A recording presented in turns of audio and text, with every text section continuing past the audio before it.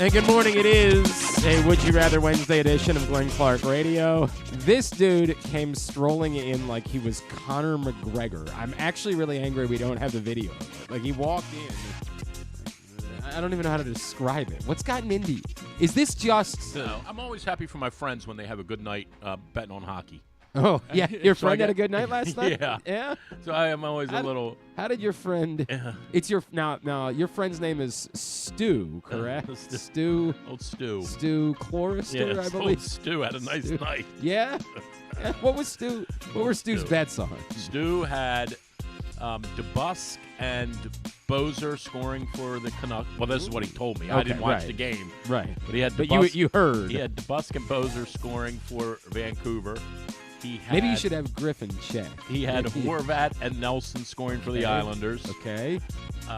He had this was a good one. He knows his hockey. Yeah, old Stu. He had Wilson and Mangiapane scoring for the Caps. Wow, yeah, both. You know what's most amazing about that? I have never heard of Mangiapane. Ever. But yet Stu Forrester knew he was going to score a goal. You know, occasionally my friend gets a bad beat that he laments. Yeah, sure. So last night he had Kucherov from Tampa Bay, Bennett from Florida, and one other player to all score a goal. Oh, boy. It wasn't much. I think he told me he won like 120 from it. That's not much, yeah. What are you The going to do with third that? guy Yeah. was Ovechkin. Oh, with 1/10 of a second remaining. Can you imagine if of you a second. shorted? I don't even know if you can do this. Can you imagine if you shorted Ovechkin last night and said he wouldn't score? Gosh. Yeah, you were feeling great. I don't even you know were if feeling great. I have no idea if you're even allowed to do that. But I don't know. I don't know. But anyway. Whew, Go that Caps. was a good night for Stu Forrester, wasn't it? That was my buddy. Yeah, yeah, it was a nice night. Stu. Yeah. Wow, how about They that? all don't go that way. No, a lot of them go the other way. They all don't go that way. But that was a good one last night. Last night was a good night. Yeah, apparently Griffin went down to D.C. He's nice. He's rocking the red or whatever. Mr. Caps is what they call him. Whatever they say now. I don't know. All caps. All caps is what they say. They still got to find. No, they scored 6 goals last night, but 2 were empty net. They still have to find. They need another goal scorer. And I don't know if they're going to get one, but they need another goal scorer. When's the deadline? I don't know if you've heard. They've got the one that's going to When's the deadline? Is the deadline next Tuesday? I don't know. Or Thursday? I don't That Ranger pickup, man, if the Caps could have got JT Miller, I know they give up a lot to get him. They're coming in here to talk about hockey. Well, we got the other trade to talk about. Yeah, do you want to talk about Luka? Donkuk. Yeah, or whatever his name is. Donkuk. Oh, wow. March 7th. Oh, is it Oh, you know why? Because of the thing coming up. Oh, the Four Nations. the whatever stupid- that, yeah. Can you send me breaks? I just No, realized. Okay. I can't. All right, well, I can't. all In right, fact, well, then All right. I refuse So I to. wanted to do something today, football-wise. Wait a second. I need to. He came in here today wanting. He's going to run the show. Well, I want to talk about. I want to go through the Ravens because speaking of like roster stuff, we got a quarterback for sure. We have a kicker for sure. Let's piece together the rest of the roster. Yeah, yeah. They got everything else figured out. We got the quarterback and the kicker. Well, I'm not. I don't know. You get the paper. You get the.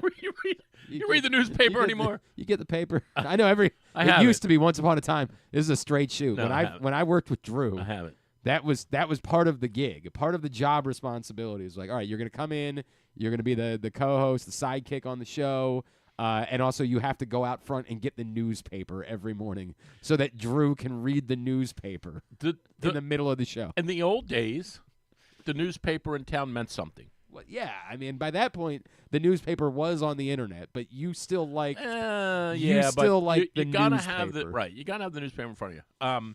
No, I haven't read that. What's up? Yeah, what's up? What's up? Well, Is he going to be back or not? This is way too complicated of a question to try to distill. It really is, and I hate saying that. It is. Not at No, all. it is. It's too complicated to try to distill. Okay. Well, then don't do it. Griffin and I will. Yeah. Okay. I'll Let the the sports talk. the two of you, The sports talk guys to talk about it. the stars. The scenario, and I know that Florio wrote about it. And it was the first thing that someone said to me that could play out here. Is very real and puts the Ravens in quite a predicament. And that scenario I don't is read that Florio, so tell me. No, you should. He's popular. I've seen. Yeah. Talk about. Who else are you gonna talking about? Who else are you gonna fight today? You're talking Who about else are you gonna come stumbling in here? into good fortune. Who Go ahead. else are you gonna fight today? Go ahead. The scenario that exists is the one where despite the fact that there is no lawsuit at the moment, these attorneys that Justin Tucker has hired recognize really quickly that the best thing they can do is to go to these women, these massage therapists, and offer them a settlement that involves them signing non-disclosure agreements so that when the NFL tries to investigate, they don't have anyone to talk to. And the NFL is left saying, nothing we can do.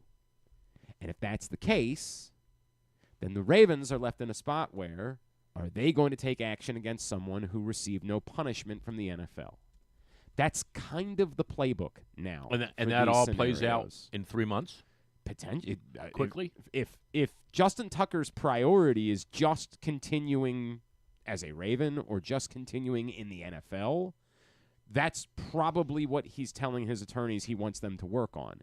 If his priority is, I want to beat the rap somehow, it's going to be damn near impossible. Like, we're up to 10 therapists, I think 11 maybe, that have made allegations against him. Well, I thought it was only 9. And then the Baltimore Sun found another one. Oh, they did? Yeah. I didn't know that. Which was good because then we learned there's still a Baltimore Sun. Like, that was... I didn't know that. Oh, there was another one. There was another one, and I think that I heard there was another one who maybe was saying some things but hadn't said it. Okay. Huh. I'm glad the Sun got involved.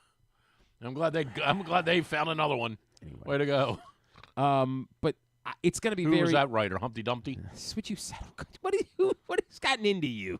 This is the problem. He's going to tell me witch hunt. He's 62. This witch hunt drives me crazy. The witch hunt? Yeah? That's what we're doing? We're doing witch hunt now? Do you think they should keep him? I'm asking you an honest question. My gut... Don't dance around it. No. No, I'm asking you if you think they should. Not if you think they will. But again, you're trying to... You're running the team. You're doing 2008 sports Not. radio. I'm asking you, you're running the team. Right. Do you keep him or not? I'm saying I need to know more.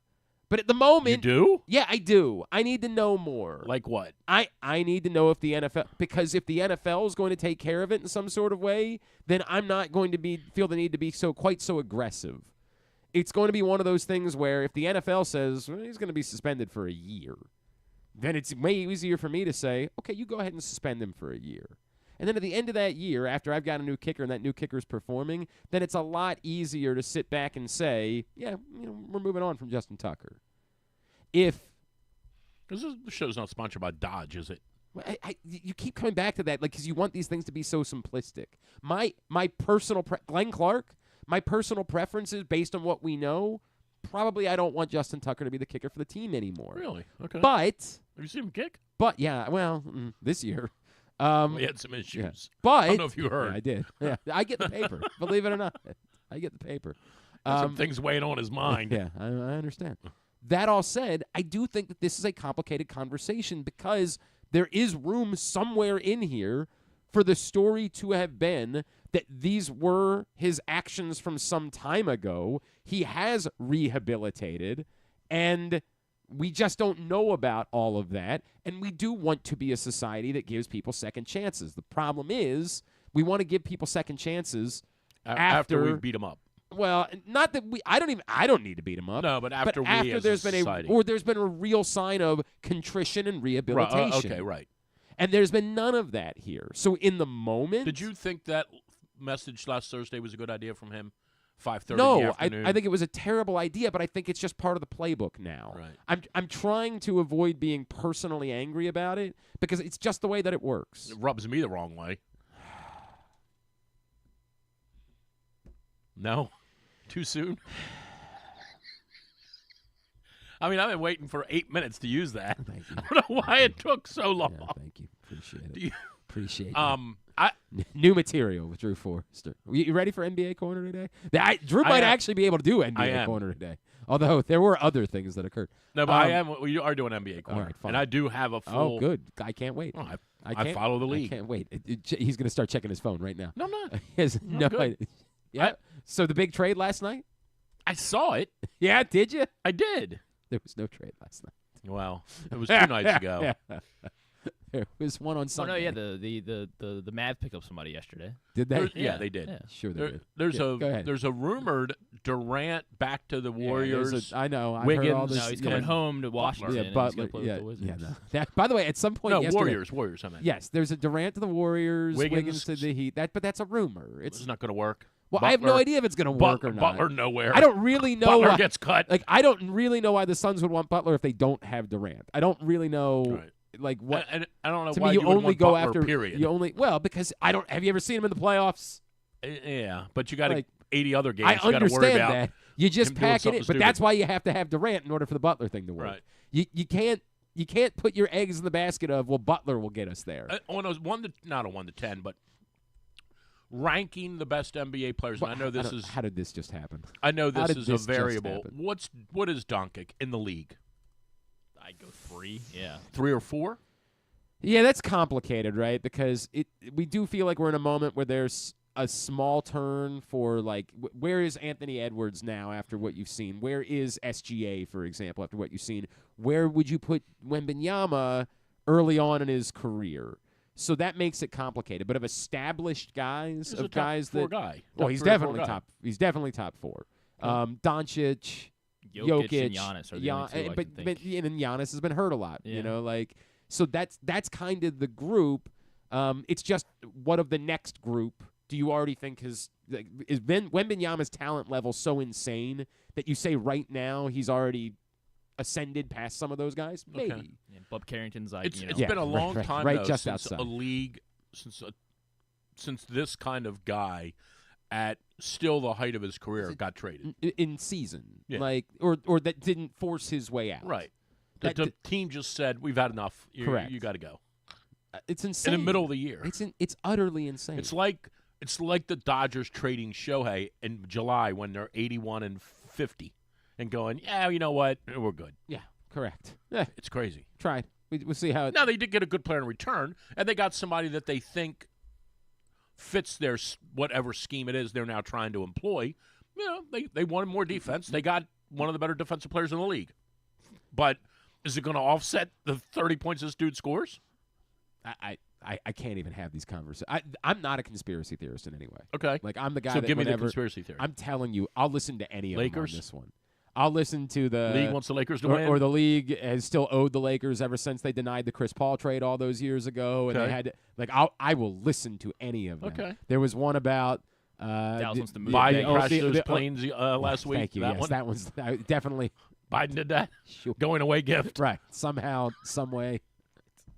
I'll listen to the one about the Mavericks owners because it's what's-her-face, Miriam Adelson, really wants to move the team to Vegas, and so trying to Tank to Dallas. wreck the team on the I don't believe It's like it. Ted Lasso. Yeah, but I'll listen to it. I'll listen to anything. Okay. Because from a The trend basketball, makes no you sense. can't ever make it make sense. Makes no sense. The only thing you can come up with is the dude running the Mavericks is just incompetent. Like that's the only thing you can come up with, or somehow believes he knows. And it would. I'm not going to say it would be totally different. It might be different if the Lakers were the Wizards and the league structure was set up that the worst team got the first overall pick, and there was a 21% chance right now that the Lakers might finish with the worst record in the league and get the number 1 pick. Then you might go, okay, we got rid of this dude. We brought in one of the better defensive players in the league, and We're getting the number 1 pick. Yes. we're going to get the number 1 pick. And we can pick whoever we want. Correct. But that doesn't work that way. So that makes no sense. None. Zero. 0 cents at all. Is this? What are you gonna do for NBA Corner now? I got a whole other thing Oh, because I've been following the league. Yeah. You'll see. Yeah. You'll see. So you have a strong opinion about Justin Tucker, one way or the other. You have a strong. Because the only strong opinion I have is there's no defense of any of the allegations. There's none. That's the only strong opinion that I have is that there's no. Some guy called in the radio show the other day trying to. This is about sexual addiction. Like, dude, whatever you think you're saying, no, stop. It's grotesque. It's awful. I hope the real story is Justin Tucker, if the allegations are true, was an idiot, just a child, an overgrown man baby, and at some point in his 20s, realized what a child he was and changed himself. I hope that's the story. But there still has to be something here. And I said once upon a time. I'm going to ask you this real quick because I'm going to answer your question in a second. Why now? Not from the women's standpoint. Why now? Why was the story published last Thursday? Because Justin Fenton got a tip at the end of December when, to be fair, about the same time I got a tip, but I just sort of said, it sounds insane. You know what I said to you here. Yeah, that was about something a little bit different, but potentially, very much connected. Yeah, potentially. That I had heard in October. Right. Something, not this specifically, but I had heard something when someone said to me, there was a lot, dude, this has nothing to do with his technique. He's got some personal stuff going on. And I told you what I thought it was, or what I knew it was, or what I thought it was, but it turns out I was right. There was a lot of that floating around. But would if the Ravens would have made it to the Super Bowl, would they have still run that story? Yes. You think so? Yes, 100%. 100% they still would have run the story. Would have been interesting. It would have been extraordinarily interesting. It would have been incredibly explosive. Would you have felt any different last Thursday night / Friday morning had Tucker issued a very quick, concise 6-sentence mea culpa? Saying essentially what you just said. Right. I did a lot of dumb stuff when I was in my 20s, like the rest of you. And I shouldn't have done it. Yeah, a 6-second sentence mea culpa wouldn't handle that. It really wouldn't. Okay. Now we're talking semantics. No, would a mea culpa have made you feel differently? It would have been a step, but again, there's always what would make you feel differently?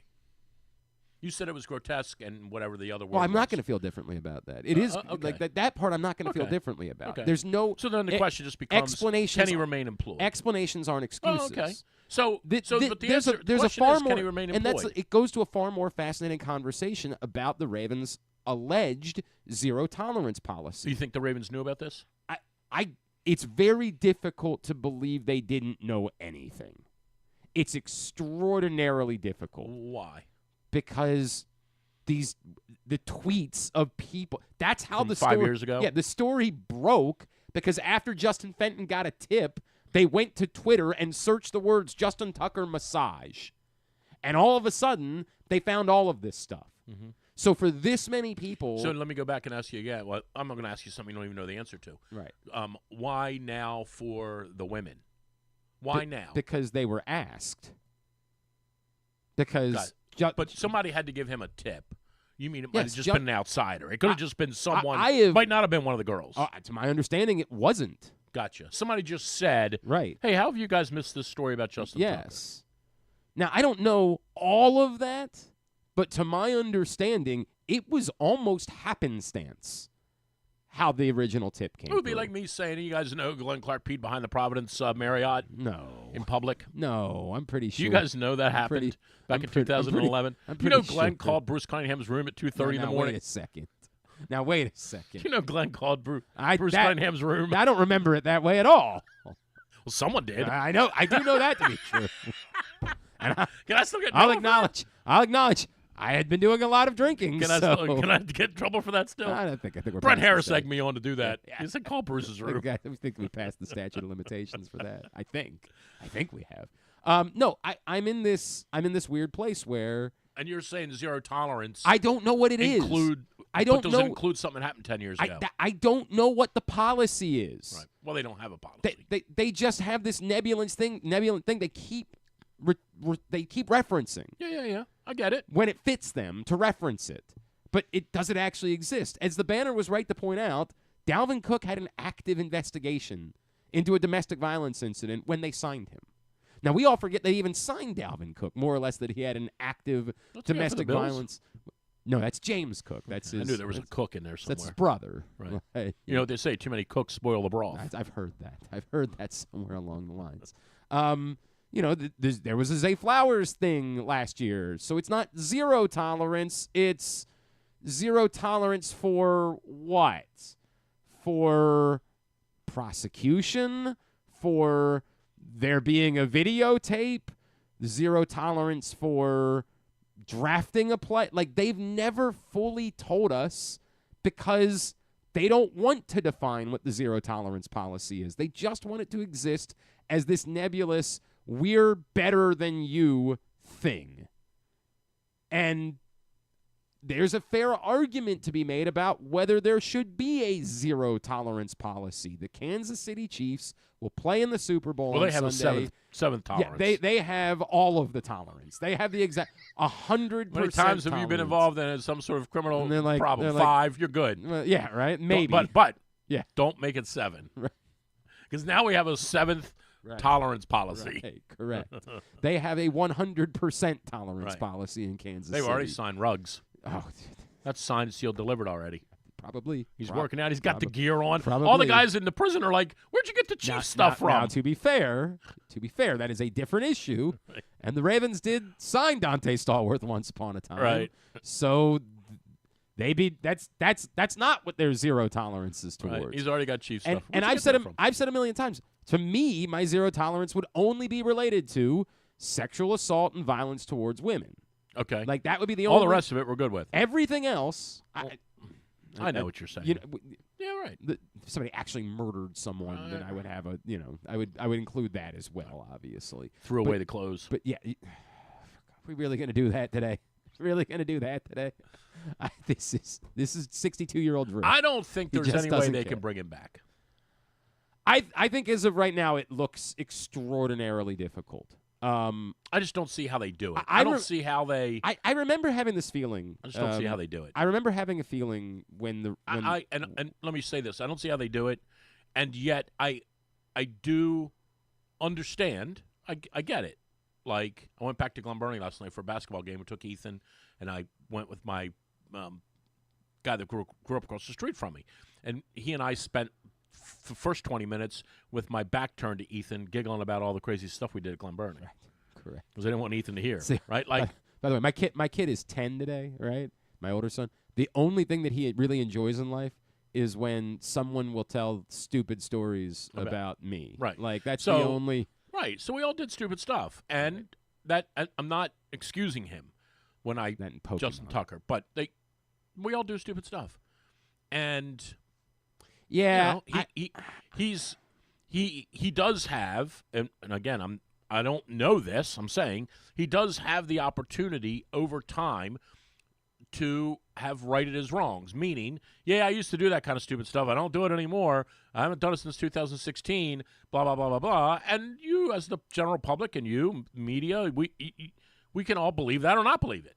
But I just don't know. Given what happened while he was employed, it would be totally different if this stuff happened. If this story came out and said, while he was in Austin, Texas, Justin Tucker was a maniac, you'd go, I tell you what, been a hell of a kicker here. Well, but the fact he did it here, employed, and in some ways extorting the organization as part of his game, I just don't know how they bring him back. I think the difficult part is we use phrases Extorting like was the wrong word, but we use phrases like stupid stuff, and because we're not comfortable with saying it's sexual assault because we think that there are things that are worse that would be qualified as sexual assault. But if these allegations are true, they are a form of sexual assault. They are. Now, not likely to have been prosecuted. Normally, these would probably be things that they would encourage the parties to settle and all of that stuff. Well, you saw his attorney already had a whole explanation for that. Right. That this is a massage. Right. These things happen all the time in massage. Yeah, not the way that. But that's what he said. And that's what they. Correct. That's not. That's what he said. This happens all the time. And it's important to remember these are actual victims. This isn't just like sometimes when we say we did stupid stuff, we're thinking about like a time that we ran around the backyard of a party naked, like when we were. Yeah, I know. Well, I know for you 2 weeks ago. Right. Correct. I understand. In the snow. But like, I didn't know there was anything wrong with it. But everybody there was, hey, this is what we signed up for this. We came to a party where we knew there was going to be drunken debauchery, and we kind of knew when we showed up here that this was somebody would do something stupid. This was part of it. Right. I get it. That's not what these people are victims, and we have to remember that when we talk about this conversation. They are victims. They did not sign up for this. Right. Sure. And so. Well, with all that said, that's what I'm saying. So, I don't think they can bring him back. I just don't see how you bring him back and look people in the eye. And I do subscribe, and this was the problem with the Ray Rice thing. And I'm not trying to segregate male and female. I'm not trying to say you looked at the Ray Rice thing differently than a female, because maybe you didn't. But women look at that. Women look at provoked and or unprovoked violence much differently than we do. Yeah, right? I don't think so. Not for me. Like that, there's an easy. I know that. Yeah, but I'm just saying in maybe, general. Maybe for some. I didn't say that the right way. Women look at it more harshly than men do. They just do. Yeah. Men are not wired to look at it maybe like that.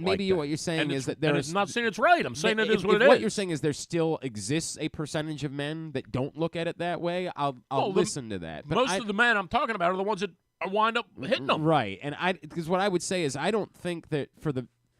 I think it's very black or white. This is why I'm saying the Ravens. Yeah. But all part and parcel of why I don't think the Ravens can bring. And this is what happened with the Ray Rice thing. Your stadium is X percent, whatever that might be, filled with. Right. I don't think it's about the gender. Yes, it is. I don't think it is. I think it absolutely is. I think it's about the recognition of people that say this isn't okay. You could say it's plain and you're simple. welcome to say that. But then you would follow that up by saying, but you 71,000 men in the stadium, you still want them to kick for us, don't you? And 71,000 of those men would say yes. I think that you're talking to a very specific group of men because I don't think so. I think if you looked at my social account, that doesn't exist at all. Okay. Like well, maybe I'm wrong. We have moved way closer to the everyone understands. I'm on your side. I've actually been. I'm on your side. I've been really surprised that there hasn't been. I thought that we had the obligation. More outcry.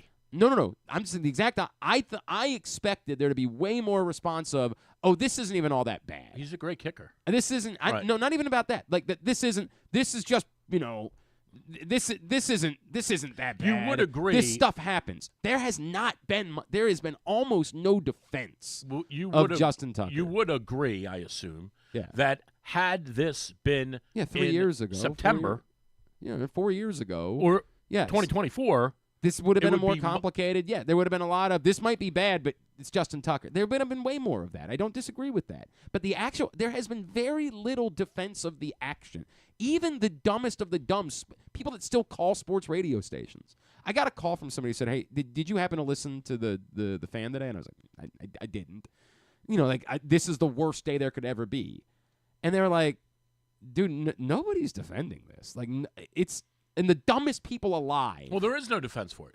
No one is attempting to. There is no defense for it. There's a couple. There's a couple of people that still exist, but the number is small. But that wasn't really what my point was. But I think this is that people are understanding that the actions aren't. There's no excuse. There's no. Well, he was young. No, there's none of that. The understanding of how gross this is transcending more and more than it would have been 20 years ago. 20 years ago, I mean, like, so he acted silly in a massage parlor. So he's kicker. So he's, what is he, Robert Kraft? Like, that's the way we would have responded 20 years ago. Right. 20 years ago, we would have been like, what is just some hijinks in a massage parlor. What I mean, right. Who hasn't done something? That's the way we would have responded. Today, we have grown and changed as a society. And the response to the actions are, this isn't okay. It's not. But the part that I haven't been able to answer is, if the Ravens, this was presented to me yesterday. If the Ravens release him, do you think another team signs him? I said, not immediately. Not immediately. But I think that the first time someone needs a kicker next year, they do. I don't think that he immediately gets picked up by someone else. But I think that middle of the season next year, when someone's kicker gets hurt, and the owner of the team says, well, Tucker's out there, Let's just sign him. If it's an NFC East team, I can't wait to see the signs in Philly. It would be, it would be an all-time. Because you know what's coming. This is what we do. This is what we do. This is what we do. I don't think they can bring him back. I right now would be very surprised. I just don't see how you do it. And again, I think that walks hand in hand with where he is in his career. I think he knows that too. Like, Justin, look, we can't bring you back. We love you. We were going to put you in the Ring of Honor. Now we're not so sure we can even do that. There's anymore. a real question though that does Justin Tucker say to them? Does Justin Tucker know who knew?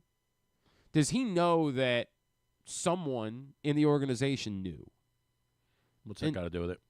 Well, hold them up for ransom. He goes scorched earth on him, and he says, "You can release me. I'm going to make sure everybody knows that you knew, that you covered it up." Okay, that would be bad. That would be horrible. Right. It would be horrible. And look, one of the things that we're going to say breathlessly is the Ravens have to answer as to what they knew. The truth is they don't have to do that unless it's going to come out. This is the dirty secret that we don't talk about. It's that the Ravens don't really have to do anything. With all due respect to the power that people want to believe the media has, in this city, none. The Ravens are the big fish. They've figured that out. They know that. In their world, they don't have to answer anything. They haven't had a press conference yet. They're not going to have a press conference. They're going to do everything in their power until they make a decision to act as though this doesn't exist. If this drags out to the combine, then when Eric DeCosta goes to the podium, he says, "I'm not going to be speaking about that. You know, we're working on that, but I'm not going to be long. When's the combine? It's 2 weeks, right? Yeah, like 3 weeks. Something I was going to say. I thought it was before. After the. Or the meetings. I think the meetings are after the owners' meetings. No, the new season starts. The new year is after the 5th? combine. 15th, March 5th. Or March 5th. March. Yeah. Okay. The new year is after the combine. That's when they got to make a call. 27th through the March 2nd. Yeah, so it's the combine. Okay. And I think the new year is literally the week that's Right. after that. So that'll be the next Well, time. So they can't cut him now. No, they $7.5 million. Right. I mean, they have to. now He you has have to. He has to to be have a He has to be a football post. Right. conversation He has at to be a some point. post June 1st. You know, Right. cut. You have to have a Yes, conversation correct. about football at some point. You March, can't just March cut him. 12th is the start of the new year. Yeah. All right, let's move on. NBA corner, you ready? This is. I just don't think they can keep him, personally. I don't think they can either. But I do think that the real requiem here, like they've got to decide what their zero tolerance policy is. They got to figure that out at some point. They've got to. They can't keep pretending like this is a thing, only to wield it as they choose. That's not a zero tolerance policy, and you can't say it's a zero tolerance policy. And again, this goes back to like, well, what you're going to call them out? They don't care what you think, and that's part of the problem. They don't. But we got to stop using it as a phrase. We got to stop pretending like it exists. And I don't really have an issue with them picking and choosing. As I said all along, like Antonio Brown to me was a no. Plain and simple, no. We saw a text message where he admitted to sexual assault. No. Period. No. Trevor Bauer will always be a no matter how many times people bring it up. Certain things to me are no's. But that doesn't mean that everything has to be a no. And there can be a complicated situation. If there was a world in which I wish Trevor Bauer threw 99. Then we really would have a discussion. I would not. No, I would have no discussion about seen Trevor our Bauer rotation? whatsoever. I have. I would have no discussion about Trevor Bauer. Which, again, as I I said, heard yesterday we signed a new guy. They did. They got Ramon Laureano. He's an Oriole now. Nice. Laser Ramon. They got him. That's a good thing. Well, they're going to Stacking Jacoby Ramones. Ellsbury's next. Hang on. We'll talk about it in 2 seconds. We'll talk about it. I finished to say, if there was a world in which I remember when the Ray Rice thing happened, the first thought I had was maybe Ray Rice could be a Raven again. If, from moment one, everyone involved said, we're going to address this head on. Head on. Well, as insane as this sounds, I would take him over Justin Tucker any day. Let me pause on that. If we address this head on, And it involves the largest punishment we've ever seen for something like this. Something that says we're not dodging, we're not hiding, we're not pretending like this isn't. We are aggressively. And we're saying to you, Ray Rice, you ever want to play football again? You get on board with that. You don't fight us. You tell the union not to fight us when we hand down a 1-year suspension. You say, I get it. Because maybe in the course of that year, you can show rehabilitation. You can, it's different because it's, it was his wife, but like restitution is going to be a more difficult conversation in that way. You might be able to, in a year, show all of those things. And that you didn't fight it, you understood exactly how awful your actions were, and there was never any gray area here. And maybe in a year, things will be different, and people will be more apt to hear your side of the not your side of the story, because your side of the story doesn't matter. Where you are in your place in life. And I would say something similar now. If today Justin Tucker said, I don't want to fight. I don't. We got to do what's right by anyone that I harmed. We got to prioritize that. Because I know I harmed people. If these, again, allegations are true, we have to keep saying that. I know I harmed people. How do we make it right? How do I show that I know how badly I screwed up? What do I make public that I've been doing for the last... And then I accept a large suspension. A large, again, an unprecedented suspension. I suggest a year away from football. Now, it's very possible that the Ravens would still say, you're going to be 37. Even, we're going to go sign a kicker, and that's probably just going to be our kicker moving forward. Right. But in that scenario, if you spend the next year trying to prove that you genuinely are understanding of how awful your actions were, and you want to publicly show that, and you want to be involved and speak and be open about your contrition, then maybe in a year we're in a different place. But that's the type of thing that I think it takes. Okay. Well, I think that was a well, there's no sense in rehashing the whole Ray Rice thing either, but that's where the whole Ray Rice thing went south. Right. Was it took too long to whittle away at the truth. Right. And from Jump Street, all he had to say was, I drink too much, and when I drink too much, I do crazy things. I got into an altercation with someone who also was drinking that night, because I do think there's some relevance to, there is nuance to it. I don't think any of these are cookie cutter. I do think there's some nuance to it. That doesn't absolve him, but it's different. These girls didn't do anything, we assume. Yeah. These girls didn't do anything to Justin Tucker. Yeah. There was an incident between two people, and certainly both of them acted inappropriately. The difference is one of them wasn't a football player. Nah. Yeah. Yes. No. Yeah, you're wrong. No. Well, you are. No. So, but, and this is why I say I could absolve Ray Rice way more than I could absolve Justin Tucker had he said exactly what you just said. Had he said from Jump Street, I screwed up, I'll take a suspension. I think Ray Rice is easier to accept than Justin absolve Tucker. is the wrong. There is no absolving. Not absolve. Okay, no whatever absolving. the word is. But no, it's important. Okay, well, then you come up with the word. Right. But the Justin Tucker thing was a long, obviously, some sort of long pattern that he was very, very, very well aware of. The Ray Rice thing happened in a flash. Oh, and presupposing, of course, it never happened before. But what we saw was a reaction, a violent reaction. I can accept that. No, I don't like it. I don't agree with it. It doesn't deserve to be shoved under the rug. I think this Tucker thing is the worst thing that's happened to him. Like, this is insane. And I don't see any way they can bring him back. At least with Ray Rice, I could have said, if he did all the things you just said and reacted appropriately at the very beginning, and the team didn't do it very well, didn't do a good job of it either. They failed miserably, right. That was a cluster F for all the way around. I think you could have brought Ray Rice back. I think the reaction to him over the last decade, now time heals all wounds, I think it's showed that if it's handled the right way, people will say, come back. I'm okay with you. I think this is, I don't know. No, we are naturally a society that believes in, we are. Yeah, we sure. are because we do know that we have made, not that.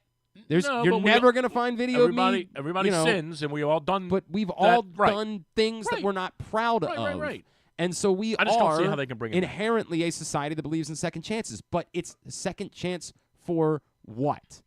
And how do you get that second chance? Now, again, somebody would point out some people that are in power in our country and say that we don't even ask always for restitution and for, contrition. But that's always been our path as a society.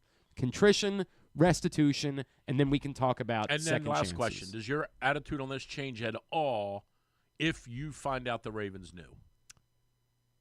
Not about Justin Tucker, but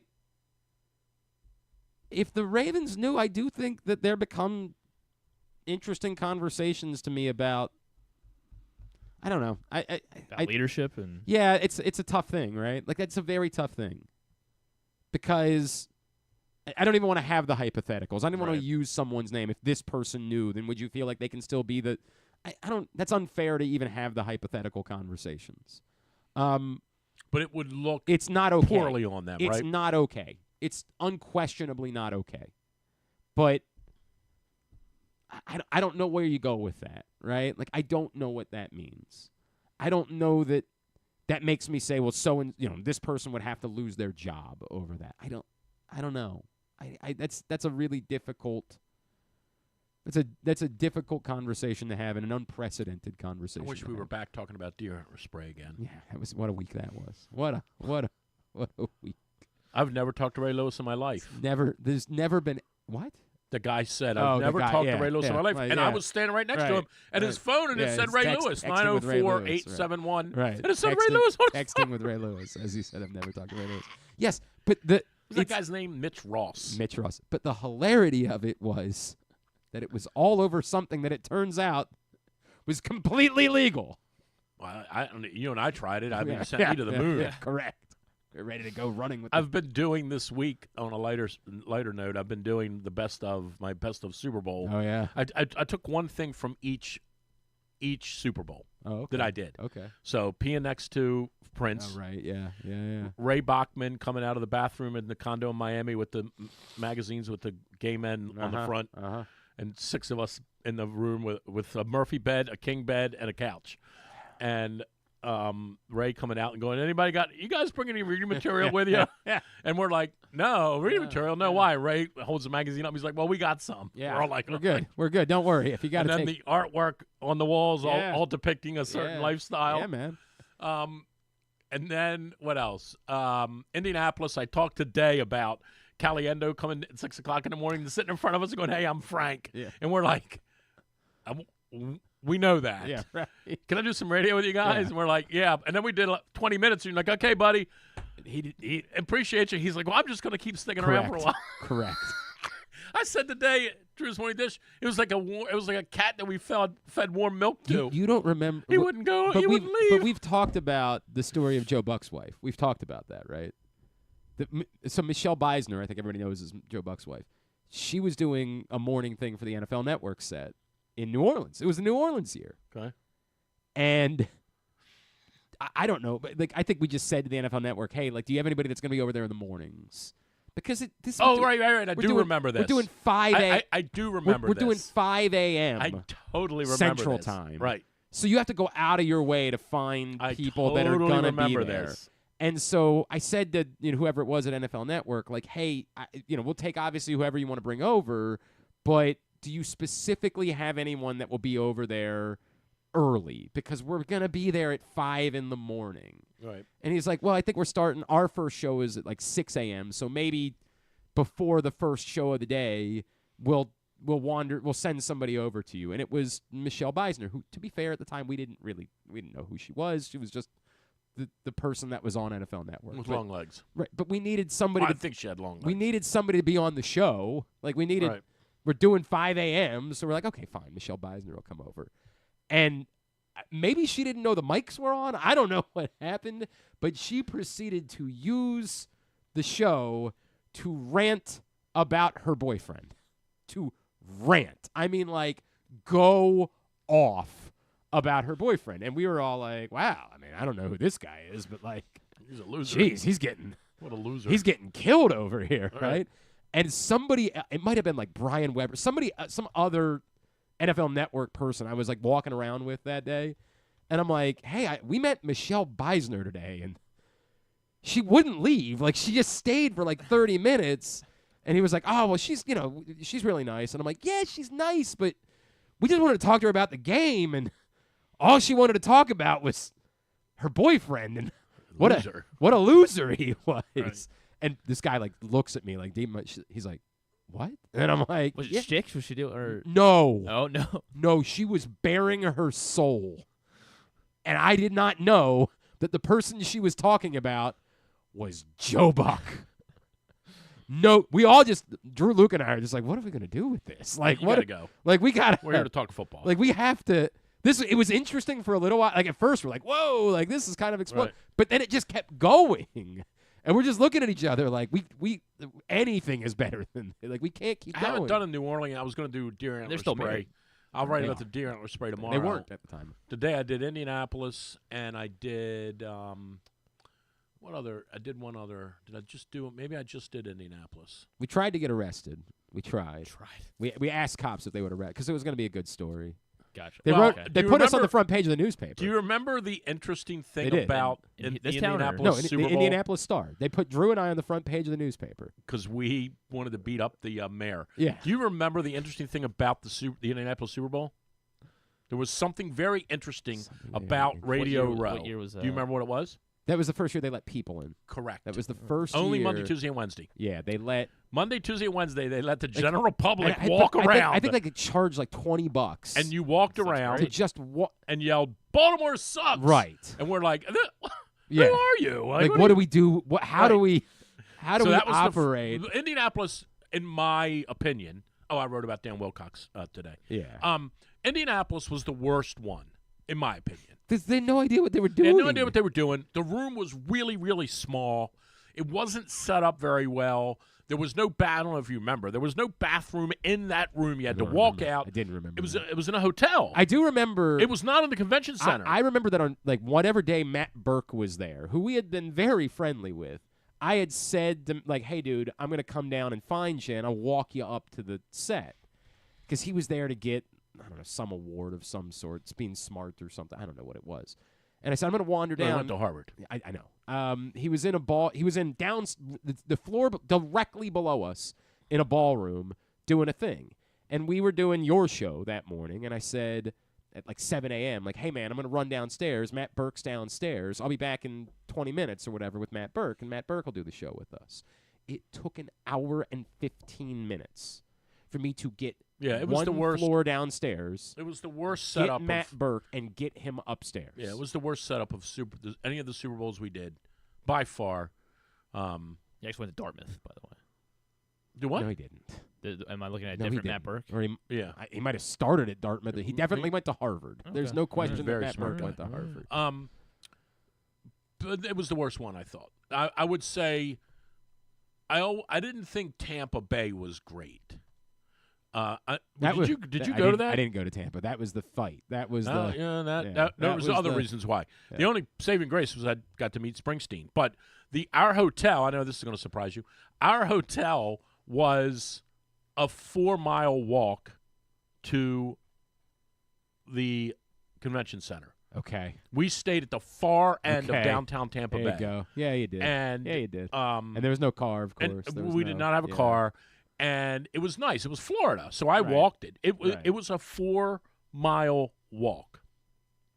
You could take a cab. Why don't you guys take a cab? You know what? You know No, what I'm not happened? taking a cab. We were so dejected that the Ravens lost the AFC Championship game in Pittsburgh that year. We were so dejected about it. He was, because remember, we were all going to get rich, right? Like, we were all going to get rich. What do you mean we were? We did. Yeah, thank you. We were all did get we were rich. all going to get rich. So, Rich, you're just doing this for fun. 100%. Like, we were all going to get rich off of how much money we were going to make off the Ravens Super Bowl in Tampa, because it was where the first Super Bowl was. So he had everything lined up. Sloppy Joes. We were and all that. we were doing all the same stuff, and it was going to be badass, and we were all getting rich, and we were all that like. Then Flacco threw the ball to the wrong team. Correct. The day after the AFC Championship game, he looked at me and he was like, "You don't even want to go, do you?" And I was like, "Well, sort of. I mean, yeah, I kind of still Super want to. Bowl. I would rather be in Tampa next week than be in Baltimore. Like, yeah, I'm not really excited about it, but yeah, I still think I'd want to go." He was like, "I know you don't want to go. You don't have to." He got go. mad at me. Like, He got mad at me is a little trivial thing and nobody would know. Springsteen did the Super Bowl that year. right. And the reason Springsteen agreed to do the Super Bowl was he released his album Kingdom of Days like a week before that. So this was the first album that he put out after Magic, which, by the way, Magic was about the last great album he put out. Kingdom of Days was just okay. Nothing special. He got mad. The boss got mad because Which boss? the big boss. Well, it said boss. You're talking about Springsteen. Oh, You know what I mean? right. Yeah. The real boss, our boss.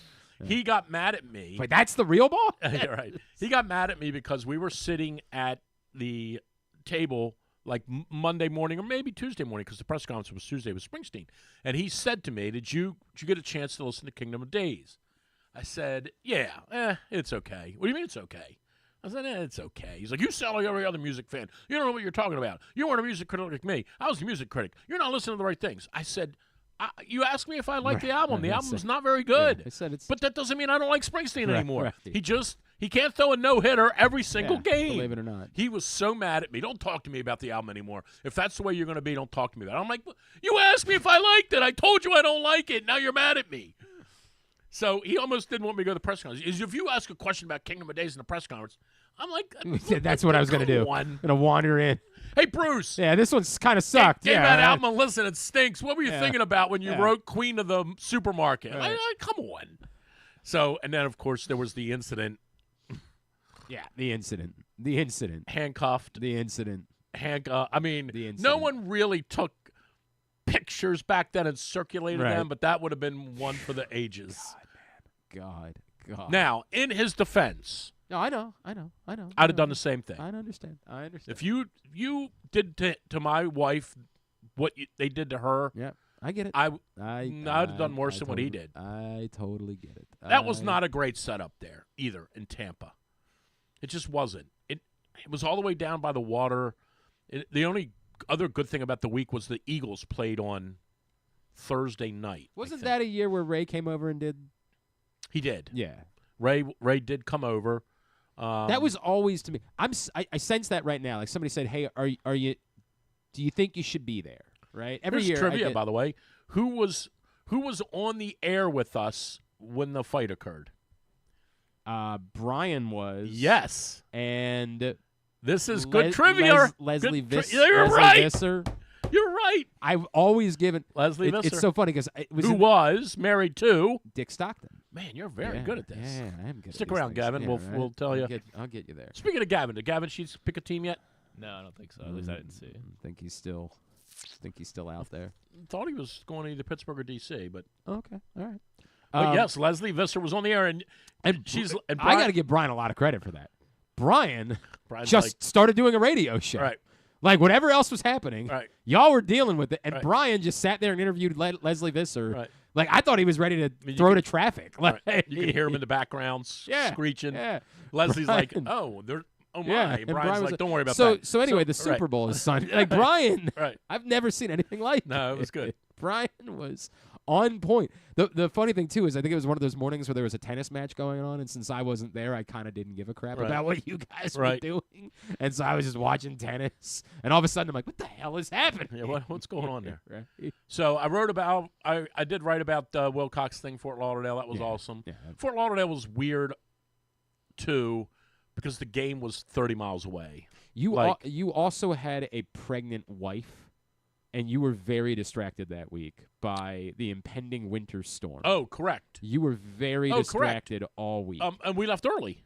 Yes. We left Thursday. You said, we got to get out of here. And I was like, I was actually bothered by it because I was supposed to hang out with OAR on Friday. We left on Thursday. Right. I had made plans with OAR because they were getting into town to do like a pregame or something like that we were going to go out on Friday. And I was like, this would be great, like hanging out in Miami with OAR. I was going to, impress the girls or whatever. And you were like, no, dude, we're out. Bet you would have. We're leaving. Yeah, we and left that was the Thursday. famous, we went in to do the show from the studio on Friday morning, and that was the infamous day where they said, get out of there. Do you remember this? Oh, right. We went in, and it started snowing. Right. And the then GM of the radio station sent us this distress, like SOS, the flag upside down. Yeah, leave. Like, What? Drew, Glenn, We're here. Get out of there. We're here. We're like, we're just sitting here doing a radio Right, show. right, Like, what do you mean, get out of here? Right. Like, we're just doing a show. They're like, no, get out. It's also where I wrote today in Drew's Morning Dish, I said, a lot of my Super Bowl stories are positive. There are some that are negative. I try not to focus on them. And then there are a few that I really can't mention. One of the ones I can't mention was the incident in Fort Lauderdale where the female head honcho of CBS Radio you went, right. happened to be there with the boss. Yeah. And the boss lit her up. Yeah. And she's like, I don't know who you are, Yep. but you're foul. Yep. Ray and I were like, we're dying. That was the year where Ray and I walked into the dinner with Nick Faldo, and within 2 minutes, Ray said, I don't know what you're doing, but I'm out. We're going to Hooters. And I said, oh, yeah. I didn't see it. Like, I was just like, no, we're going to have dinner with Nick Faldo. What are you talking about? I'm not a golf person, but, like, this is cool. We'll have dinner with Nick Faldo. And he said, nope, we're not doing that. And again, I was still fairly new to the whole thing. And Ray just looked at me and said, no, we're going to Hooters. And he left. And it took me all of 2 more minutes for me to say, I'm going to Hooters with Ray. I'm out of here. Because I understood exactly what he was talking about. Nick had way too many cocktails that night to be hosting anything. But I did 8 of them.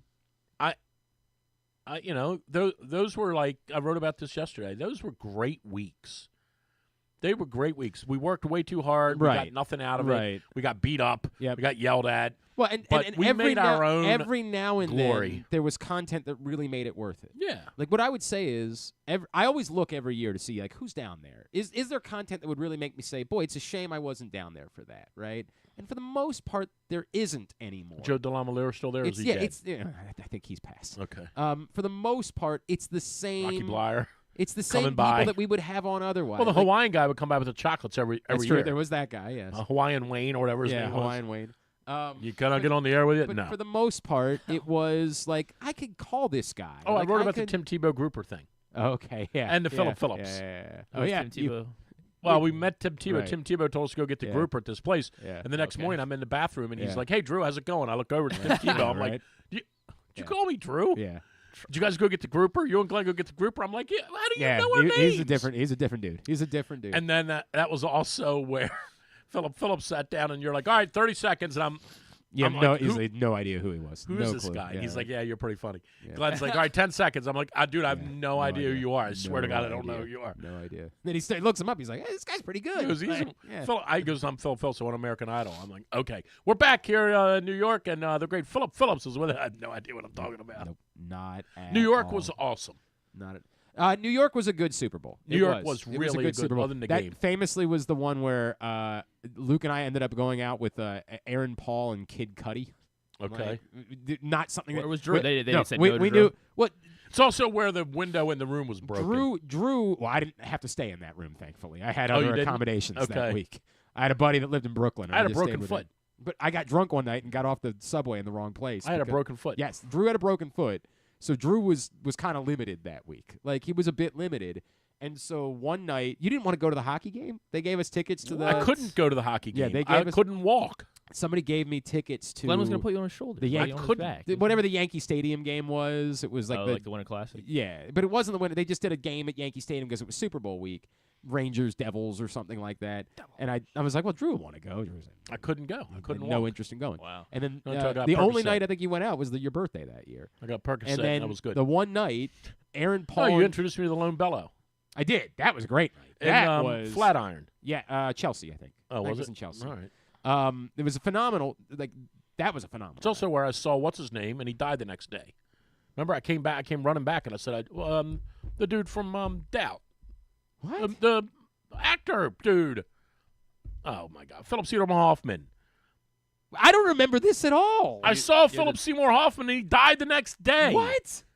I don't remember that even a little bit. I saw He died February 2nd, 2014. I in don't- New- I- in New York. I Correct. don't. But I don't He remember. died. I saw him I don't the day remember before he that. died. I don't He remember died on that. a Saturday, right? Was the second? February 2nd, 2014. I don't know if that was a Was Saturday. it a Saturday? I Whatever. Anyway, I look, saw Philip Seymour Hoffman I just- in New York. I believe and you. he died I the just next don't day. I just don't remember it. it was a Sunday. February 2nd. It was Sunday. He was a Sunday. died. I saw him On Saturday. He Super Bowl died Sunday. So we had He was Aaron. found- We had Aaron It Paul. had nothing to do with me, by We the had way. Aaron Paul and Kid Cudi on, and then because of these guys, you always forget how awful sports radio hosts are. At how dreadful this day must be for them, right? Aaron Paul wanders back over an hour later after he had been on with us. And he was like, "Hey man, yours was the best that we did all day." And I was like, "Thanks, man, I appreciate that." He's like, "What are you guys doing tonight?" I'm like, "I don't know. We don't really have any plans." He's like, "Well, we're gonna be hanging out at this rooftop bar if you want to come hang out with us."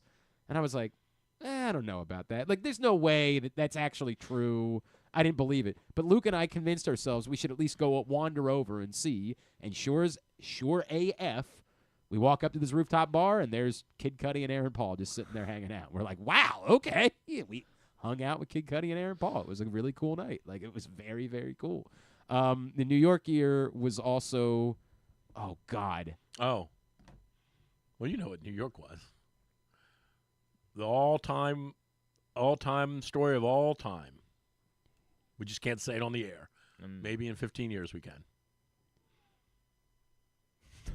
Two words for you. Okay. Wounded Warrior. Oh, yeah. Oh, God. Yeah. Oh, I'm not saying. Yeah. I'm not saying. Yeah. Anything, There was definitely. not saying anything else. There was yeah, you didn't even go to Billy Joel. I did not go to Billy Joel. You didn't even go to I had a broken foot. You were really messed. You didn't even go to Billy Joel. I couldn't get And you're still saying Percocet. that's the best one. Wow. I couldn't get So- Percocet from Yeah, anybody. right. It must be Well, really there good. was also a lot of really legitimately because it was New York. But Wounded Warrior, baby. it was like the lowest level guests were still legitimately famous, Right. in New York. Whereas in some cities, the Dallas year, there was a snowstorm, nobody made it in. We got the Friday morning, all of our guests We canceled. took a cab with Larry Fitzgerald's dad. That's true. That Who- did Oh, happen. that's pretty cool. Well, Yeah. no, Yeah. problem is Glenn and I waited for an hour and 45 minutes for it. And then he just hopped in. And then Larry hopped in the cab and goes, "Where you guys going?" We're like, we're going to the airport. He said, Larry going Senior? why don't you just drop me off up with here? this restaurant. Right. I'm like, what the hell? You have no idea. I don't think we could do justice at all. We couldn't do justice to how shut down Dallas, Texas was from Tuesday until Friday. Nothing. Nothing. This Zero. storm hit, and it was a total shutdown. Shut the entire city down. Shut it down. One day we We were all sick. and we had nothing to do on We the had show. 6 of us in the room, Right, we had nothing. including the sales guy. Well, that year I think it was only 4 of us, And including the sales but it did guy. include the sales guy in that scene. And you know why we brought him? Do you remember why we brought He's him? going to be the security Correct. for the radio station. Correct. He was a security guy for the ball. But he was supposed to be our he was supposed to be our ringer. He was supposed to be the guy going around and finding guests. But there were no guests to find because no one could make it into the city. But he was there. He as came by. Security. He said, I got somebody for you. This guy wrote a story about what football might look like in the year 3000. He wrote a sci-fi novel about it. I said, "Bring him on. Bring him on." We had nothing. We got 45 And minutes. so I for him. said to Drew, I was like, Just have him read the book. why Yeah, don't we do a bit? Why don't we do like a Don and Mike bit with this? Why don't we do like we do fake voices or something? Like we're not going to get any content out of this guy. And he was just like, we were all so exhausted that he was just like, nope. I'm going to say, tell me about your book. I'm going to let him talk for 5 minutes. And then I'm going to say, well, how about that? And he's going to talk for 5 more minutes. And then we're going to be one segment closer to the week being over. And that was the way that it went. Security. That was the way that it went. Yeah, I'm going to bring Oh, security. God, I'm bringing Dallas. security because Was Dallas after Tampa? Yes, Or was it- Dallas was after Tampa. Okay. Yes, Dallas was after the incident. So yes, Okay. he was very concerned. We He was had to have very security. concerned. He needed security. Remember the dinner we had in the first time I ever met you? Do you remember the dinner we had in Arizona? I do. It was one of the best dinners I've ever had in my life. Yeah. It was unbelievable. Yeah. And I lived there and I'd never heard of the place. I would say that Phoenix, if I had to rank them, I think New York was. I always have looked back and I thought New York was the best one. But it's New York. How are you going to screw something up in New York? Well, yeah. I always thought that Where was Radio Row, New Miami, York? Miami and Phoenix back to back. I thought those two. Maybe it's just because they were my first two, but the Miami one was really, really good. It was hysterical. Anytime you have Ray Bachman with you, it's hysterical. Right. And I thought that the Phoenix one was really, really good. And the other ones were fine, but nothing was ever as good as those two. And then I thought the New York one was really Well, good. selfishly, the New Orleans is because it's New Orleans. right. And yes, the Ravens won and the whole Right. thing. I met Jonathan Cain and Neil Schoen Oh, right, and on the elevator. I got to stand on the stage for Stevie Wonder. Like that there'll never be anything that will measure like that. And we met Mitch Ross, which is how we got And all there started was, on there this. was Mitch Ross. There was Mitch Ross giving out. And what's his face? Who was the writer from that came running into us with the deer antler? They came from USA Today. Yeah, but bolting in. I got some. I got it. Robert Klemko. Klemko. Thank you. Robert Klemko was so excited. He said, "You guys want to try it with me?" Glenn's like, like, "I don't think I'm going to." I'm like, "You give me some of that." I've never seen anything like it. I've never seen. Robert came running. I mean, bolting in through Radio Row, darting at us. I got some. I got a bottle. And It's like a 16-year-old with Old English 100%, right? And Drew was all. I'm like, I don't know. Give Drew me was some. all in. I said, well, I guess I got to do it. Where do you put Like, it? What do we do? Yeah, Remember, right? remember Ray texted Mitch Ross, and the text said, "Do I rub it right on my elbow?" yeah. And Mitch Ross was like, "No, it goes on the inside of your mouth, like on your gums." Ray didn't know where it went, He had never. but he never He had talked never to talked Ray. to Ray. All right, we were so overdue. That for was a break. hell of a story, man. Yeah, it that was. week, right? It was the only story of the week. It was the story. And again, as the it turns Ravens were out, playing in the Super Bowl, Yeah. and Ray was juiced up. it was a On deer antler completely spray. legal substance. Not only is it totally- illegal, it doesn't do anything. Yeah, that part too. It's like rubbing bubble gum on Yeah, you. It was a placebo. We come back in. Oh, Use, tell me about the. Should I use yesterday's breaks? That works. Oh, we still don't have them. No, I didn't get them. Forgot. Play break 3 from Okay, got it, yesterday. got it. Do that. Play that funky music. Play break 3 from yesterday. When we come back in, we'll do Would You Rather Wednesday. We'll do NBA Corner. Today's show is brought to you by the CIAA Tournament. It is. Baltimore's welcoming the excitement of the Food Line CIAA Men's and Women's Basketball Tournament back to CFG Bank Arena February 25th, later this month. February 25th through March 1st. Tickets are available at Ticketmaster.com. Get them now. Again, Ticketmaster.com for your tickets to the Food Line CIAA Men's and Women's Basketball Tournament at CFG Bank Arena, February 25th through March 1st. All right, Drew's here. Still to come today, Joe Lunardi. We'll break down where Maryland is in his brackets at the moment. We'll also talk to Clark Judge ahead of tomorrow night's Hall of Fame I'm announcement. That's on the way. Well, you know what? That's what he said, too. We'll come back in. It's GCR. Boring. COVID-19 and flu viruses are circulating in Maryland. But don't worry. Protection is within arm's reach. Protect your health with this year's COVID-19 and flu shots. It's safe and convenient to get them both at the same time. Flex your protection. For more information, visit health.maryland.gov/vaccines. This message paid for by the Maryland Department of Health.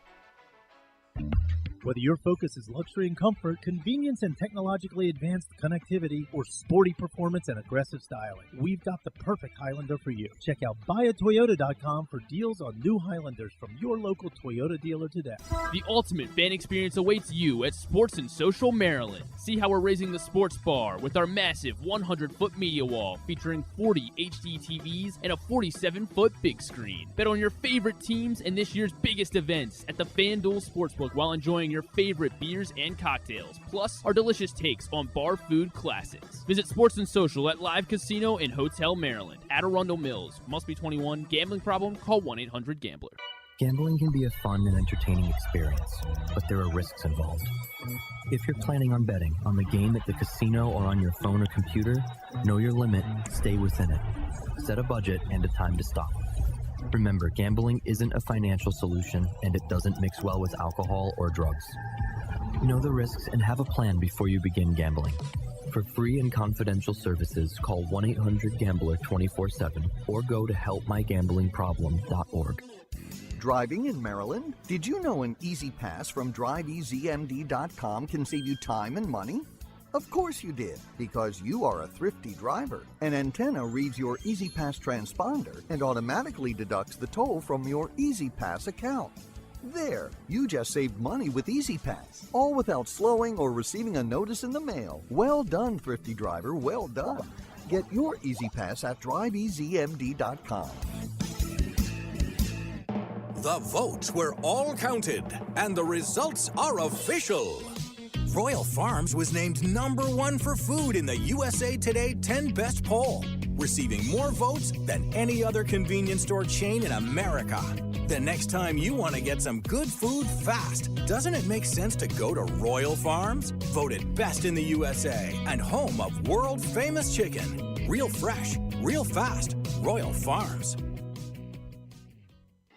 Contrary to what some people believe, I actually like this guy when he sleeps. Glenn Clark, talking sports. All right, back in here on GCR. Did you have Boston last night or L.A.? In the Boston. TGL. Oh, in the TGL, right, yeah. No, LA. you know, it's funny. I didn't actually have any. You want a little tip? Uh-huh. You got $20 to spend? Okay. Seriously? Well, maybe, potentially. Look right now, Griff, and see what the odds are on the L.A. team winning the TGL. To win the whole thing. Yeah, I don't have $20 actually. Yeah. No, go see. I'll front it for you. Go see what it is. Well, you're not. You wouldn't bet. That's not your thing, I know. No, that's but more, I'm going to help you guys. That's Stu Clorister's thing. That's more of See what what he's the odds are right now, and that's who's going to win. Get the NBA corner. We get Joe Lunardi's coming up. We got stuff to do. We can't waste time on Take it easy. the video game golf. But I'm sure. Bite your tongue. I'm sure it's very. You were the one that was trashing it before the season. Now all of a sudden you're on board. No, they had another terrible week. Last night was what 5-1 was the final. 6-1. That's a real shame. Whoever was watching. Okay, he's still looking it up. Yeah, Let's just so move I on. can't Let's find just it. move on. Do you have the NBA corner music prepared? I should, yeah. Yeah, let's get to that. Is it still have the weird, goofy? Did you get better music? I thought I did. Yeah. Okay, very good. Hey man, who's that? Nope, Oh, you no, didn't. I don't. It's Yeah. still the nonsense. This is part of it. No, it's not. It's definitely not part of it. It's time now to find out what's happening in the association. NBA Corner is brought to you by County Sports Zone. CountySports.zone is where you find everything you need to know about high school sports in the state of Maryland. It's all brought to you by your local Toyota dealer and buyatoyota.com. CountySports.zone. Now, your host for NBA Corner, he is the man who knows it all when it comes to the association, Mr. Drew Forrester. All right, well, I am going to borrow very quickly. We do have some breaking news. So I do need to use the internet for because I just want to make sure I'm accurate. Chris Middleton from Milwaukee goes to the Wizards for Kyle Kuzma. Yeah. He is going to the Buccaneers, and that's a nice deal. NBA franchise. 2 for 2. That's a nice deal for both teams. Why? Tell you, Why is it a nice deal for both teams? I'm going to tell you why. Okay. Kuzma's a nice player. Yeah. And so is Middleton. Okay. And they're both nice players. Right. And so this is a really nice deal for both tems. Kind of sounds like Comes at the right. Kind of sounds like he's breaking down a Florida State Maryland NCAA tournament matchup. That's what it kind of sounds like to me. It comes. Now, what happened when they played in the regular season? It comes at the right time for both teams. The deal does Right before the trade deadline. Right. That It's is a good time to have and, a trade. And the Wizards have won 2 in a row. A lot of you don't know that. Yeah. After losing 16 straight, the Wizards hopped back into the win column earlier this week with not one, but 2 consecutive road wins. They got a chance one of for them, a 3-game win streak. One of them at Milwaukee, where Right. Kuzma just went, and they also beat Charlotte again. Poor Charlotte. So the Wizards are don't call it a comeback, and they're not officially.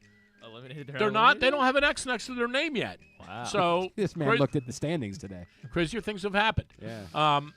Now over in the West, you still have Utah only with 11 wins. So the Wizards still have a chance to climb out of the basement. I think they kind of want to be in the basement. I think that's where they want to be. But they have a chance to climb out of it. But I don't think they want to. But they do have a chance. I understand. Okay. And also this week, big news down in Florida, Michael Jordan's son. That's what he's got for NBA Corner. That's what he's got. Michael Jordan's I son. didn't hear the story. Getting arrested. Michael Jordan's son in hot water getting arrested for having his car parked on railroad tracks and also in the car at the same time, cocaine. Right. Yeah. Yeah. Officials were more concerned about the car on the track until they found the cocaine. And then once they found the cocaine, they said, pull your car over, Marcus, and let's talk about why there's cocaine in your car.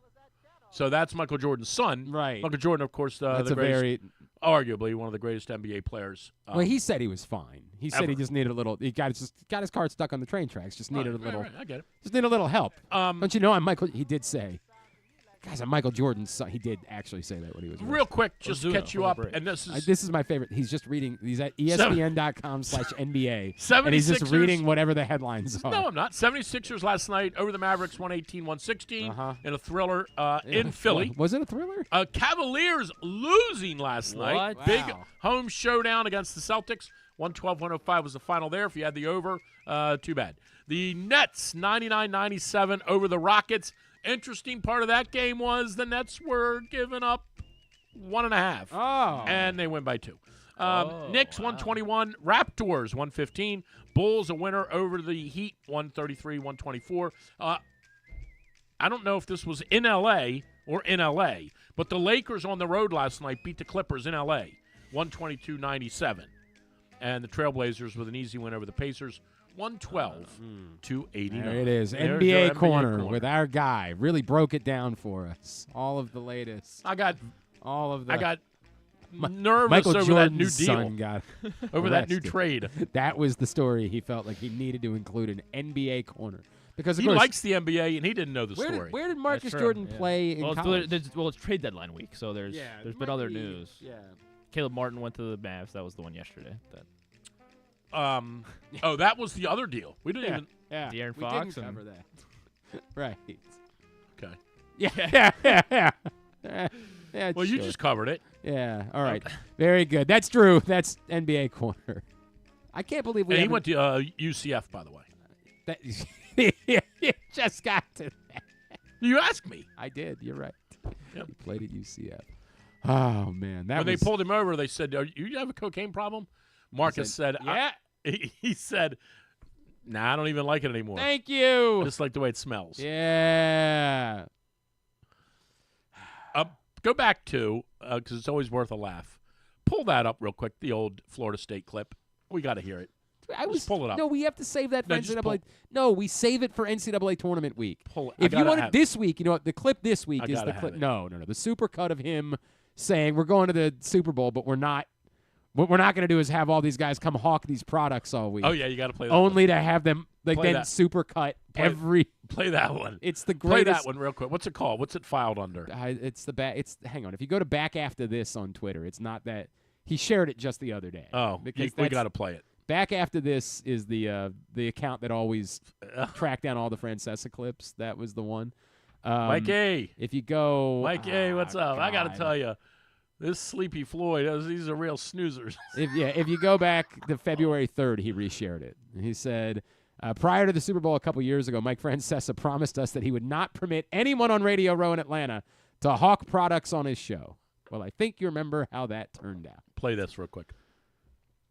This dude is the best, man. Oh. Do a little bit of everything. We'll do a couple things. Different when we haven't overloaded the shows with a bunch of, just a parade of players. Because, listen, that's what this has become. It's become an economy of players who want to get paid to hawk products, and that's what they do, and they just line up and hawk products. Well, we're not very much into that stuff, so that's not what we're going to be about as we get ready to hit Atlanta. So we'll try to see what other interesting things we can kind of hook onto. A buddy of mine turned me onto this product. I tried it for like 3 or 4 months, and I noticed the difference, and I've been taking it ever since. And they just line up and hawk products. Well, we're not very much into that stuff, so. X-Tech, you wear these guys yet? Man, I switched out my pads last year. And they just line up and hawk products. Well, we're not very much into that stuff, so. What do you got going on now? Okay, today I'm partnering with Genesis. I got to drive this car for about 2 weeks. It's a nice-looking car. It's a G70. It's a nice-looking car. They got G80s, G90s. And they just line up and hawk products. Well, you know, we're not very much into that stuff. So, all right, tell me what you're talking about here, guys. We're talking about peer sports recovery. And they just line up and hawk products. Well, you know, we're not very much into that stuff. So, tell me about this thing you got going on here. Oh my! Your kids are gonna love it. Yeah, because I know they play their buddies, and I didn't even realize, Merrill, that there was Mad Money, and they play each other. And I didn't even realize this stuff went on, to be honest. And they just line up and hawk products. Well, you know, we're not very much into that stuff. So, all right, what's going on? What do you got going on here? Well, I'm representing Aztec Pass. Oh, yeah, I know them well. Yeah. I know the guys well from New Jersey. Yeah, they're from New Jersey. Up in my neck of the woods. So yeah, Bob Broderick and Jack Merritt.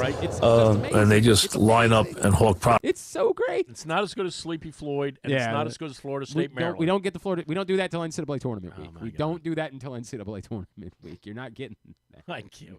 And here's the worst part of it all, right? Yeah. You were on the air. I always and I could say you, Terry Ford, Bob Haney. I'll humbly leave myself out. I'm not even in the discussion. You guys actually follow still. You guys followed sports. Tried. You guys would go on the air, well prepared, talking sports, creating content, doing what I would consider to be very reputable sports, and you guys made nothing. X. Nothing. This dude was making $1 million. $1 million a year. Yep. That's what he gave us. Now, granted, he was making $1 million in New York. Yeah, that's true. Yeah, it like doesn't go $400,000 anywhere else. Yeah, it's still a good chunk of change. True. All right, quickly. We don't have a lot of time because Joe Lunardi's joining us in a minute. What's he know? Yeah, what does he know? That's a great point. Number one, would you rather the Ravens have to pay a division tax and they trade for Myles Garrett, sending 3 first-round picks to Cleveland in exchange? What? Or they get Cooper Kupp, but they have to pay a first-rounder to get the Rams to pay the bulk of his salary. Cooper Kupp in a heartbeat. I'm not giving you 3 first-round picks for Myles Garrett. Myles Garrett, Texas A&M? Yes, Texas A&M, 100%. I'm not giving 3 first-round picks up for Myles Garrett. I'm not either, but I'd rather do that than give up a first-round pick for Cooper Kupp. No, you're insane. I would.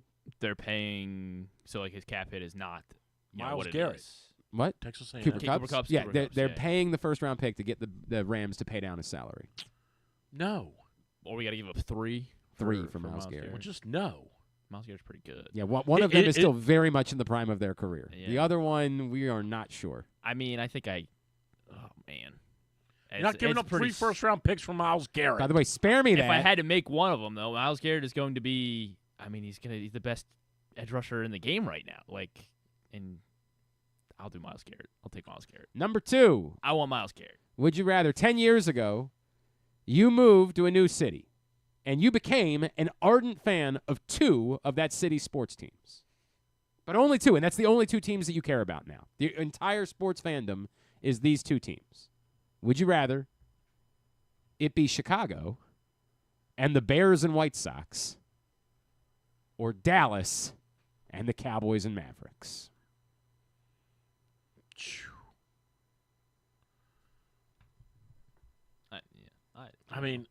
I want to say, I don't even know. Give me the. I don't follow the NBA enough. Give me Chicago. Yeah, I just don't follow the NBA enough. Yeah, I'm doing Chicago. Give me Chicago. I don't want to deal with the Cowboys. I don't want to deal with the Cowboys. No, because the Bears have gone so well. They got Caleb Williams. Yeah, and how'd that work out for them? They got DJ Moore. He kind of stinks. How'd that work out for them? But White Sox are on the up and up. Are they? What's making the White Sox on the up and up? Well, they're going to be better. Jackson's brother. Well, it can't be worse. They're going to be better. They're going to get Ethan Holiday. Yeah, there you go. That's going to solve everything for the White Sox. And number 3, I don't know what you got going on that's more important, but number 3, Myles Garrett. Okay. Would you rather? Got good news. You're about to get $500,000. Okay. Bad news, now though. Now it's going to be broke by $200,000. You're only getting the $500,000 because you had to settle a lawsuit with someone who posted video of you getting your penis frozen to the ground in Canada. Okay. $500,000's a lot. Go ahead. Or, yeah. Here it is. Wait a minute. What? Here, listen up. Why? Here it is.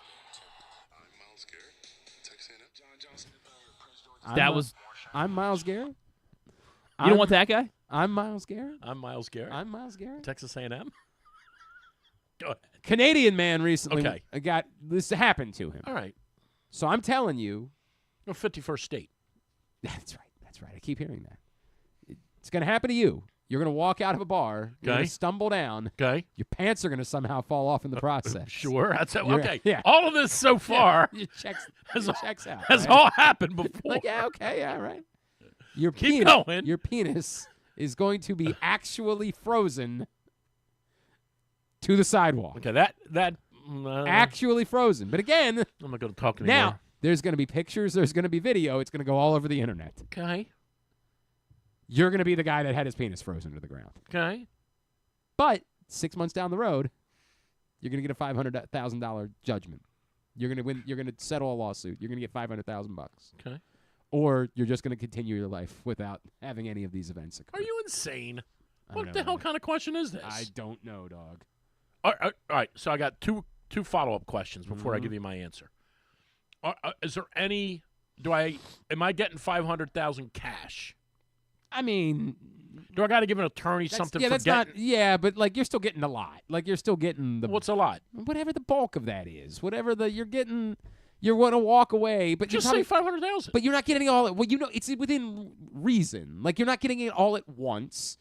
The person that you sued doesn't have the money to just give it to you right now. You're going to get some right now. You're going to get some a few years. You're going to get $500,000 out of it. But well, I need a better settlement than that. That's not the way these things work. All right. Well, you know what the answer is. You're going to go ahead and you're going to be that. That's $500,000. I don't know, dog. I don't know, dog. What are you worried about?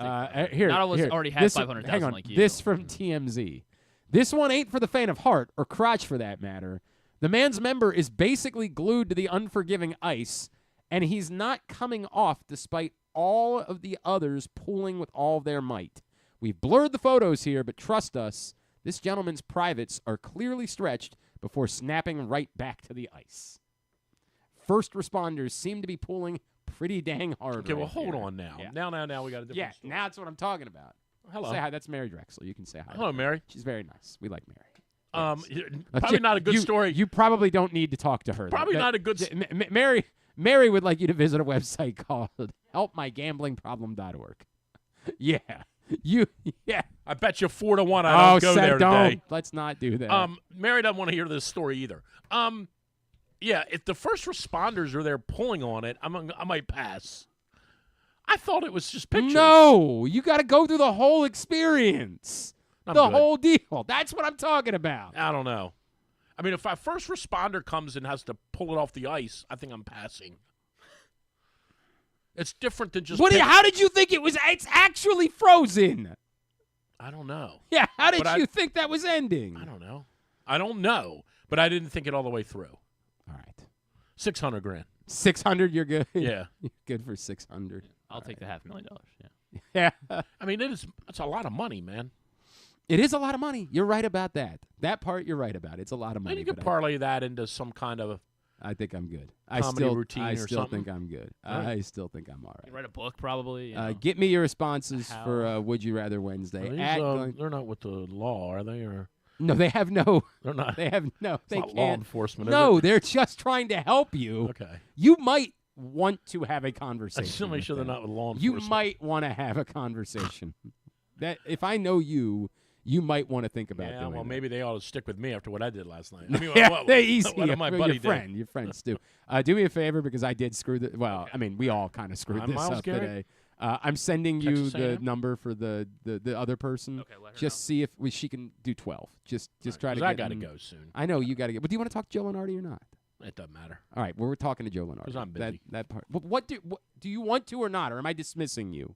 You can dismiss me, whatever. You tell me. I'm giving you the option. Do you want to stay and talk to Joe Lunardi, or are you good? I'm good. Okay. Drew's Morning Dish. But am I still getting paid till noon? Yes, of course, always. Drew'sMorningDish.com. I feel like I've been kicked to the curb. What the hell is going on around here? Do you want to plug the website? Drew'sMorningDish.com. Yeah. All week? Super Bowl. Oh, by the way. Yes. Eagles 26, Chiefs 23. Okay, that's your call. That is my call. All right. I think the Eagles are beating them. I don't know if I hope you. I don't care. I really don't care either way. I just don't. I'm so. Find out from Joe Lunardi for me if he thinks Towson's getting in. We can ask him. At large, baby. Here we come. Joining us this morning here on GCR, he is, Towson's of course. record? They've won 8 straight. I saw Pat Scarry at a barely bagel place yesterday. Great. Are you going or staying? What are you doing? I don't know. Joining us this morning here on GCR, the preeminent bracketologist. You see all of his work at ESPN, and we are very excited about. He's been bumping Maryland up in the last couple of weeks. He is Joe Lunardi, and he is with us here on the program. Joe, it's Glenn and Drew here in Baltimore. It's always great to chat with you. I know you're a busy man. Thank you for taking the time for us. It's only because I love Baltimore, fellas. And, for a small fee, I'm happy to keep moving the Terps up. Yeah. Right. What is it? What's it going to take for that number to say 4? What are we going to have to pay for that, Joe? Wow, that might be asking a lot, but I'll say this. I did another show earlier today, and the question was about, kind of who are the sleeper teams in the major conferences that nobody's talking about. Okay. And for the Big Ten, I said Maryland. Look, no secrets here, and I'm a compulsive truth teller. The non-conference schedule was, embarrassing. Mm-hmm. It often has been under this coach and at least 2 or 3 others before that.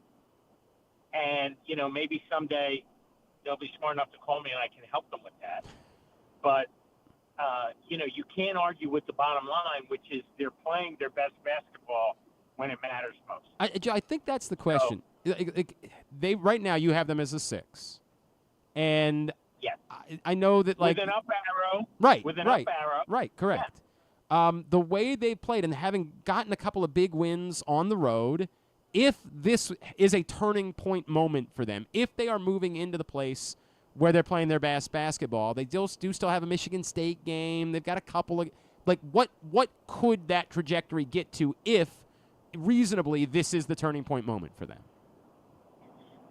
Well, I suppose if they were to, win the large majority of the remaining games and also win the Big Ten tournament, or we should say get to the Big Ten championship game, because we all know that the Big Ten championship game doesn't have any impact on the committee at 4 o'clock on Selection Sunday afternoon, unless there's, a bid stealer in that game.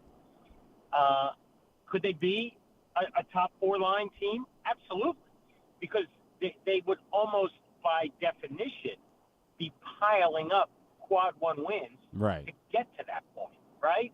And those would be harder to ignore, especially at a time when a lot of other contenders, particularly from the Big 12 and certainly the SEC, would be losing quad 1 games.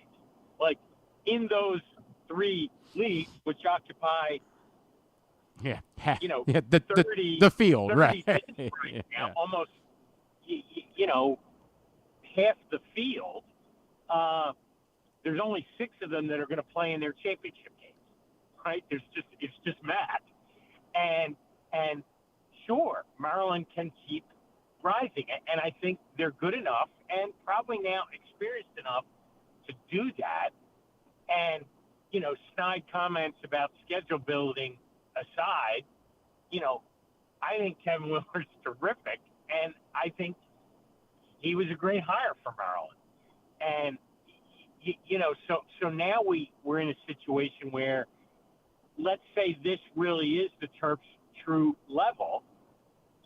There was a time when they were bumping along and they were barely in the field. And I would say if they were to stabilize at this level and stay as a 6, that's even a 7. That's almost better than being a 4 or a 5, because then you stay away from the 1 as long as possible.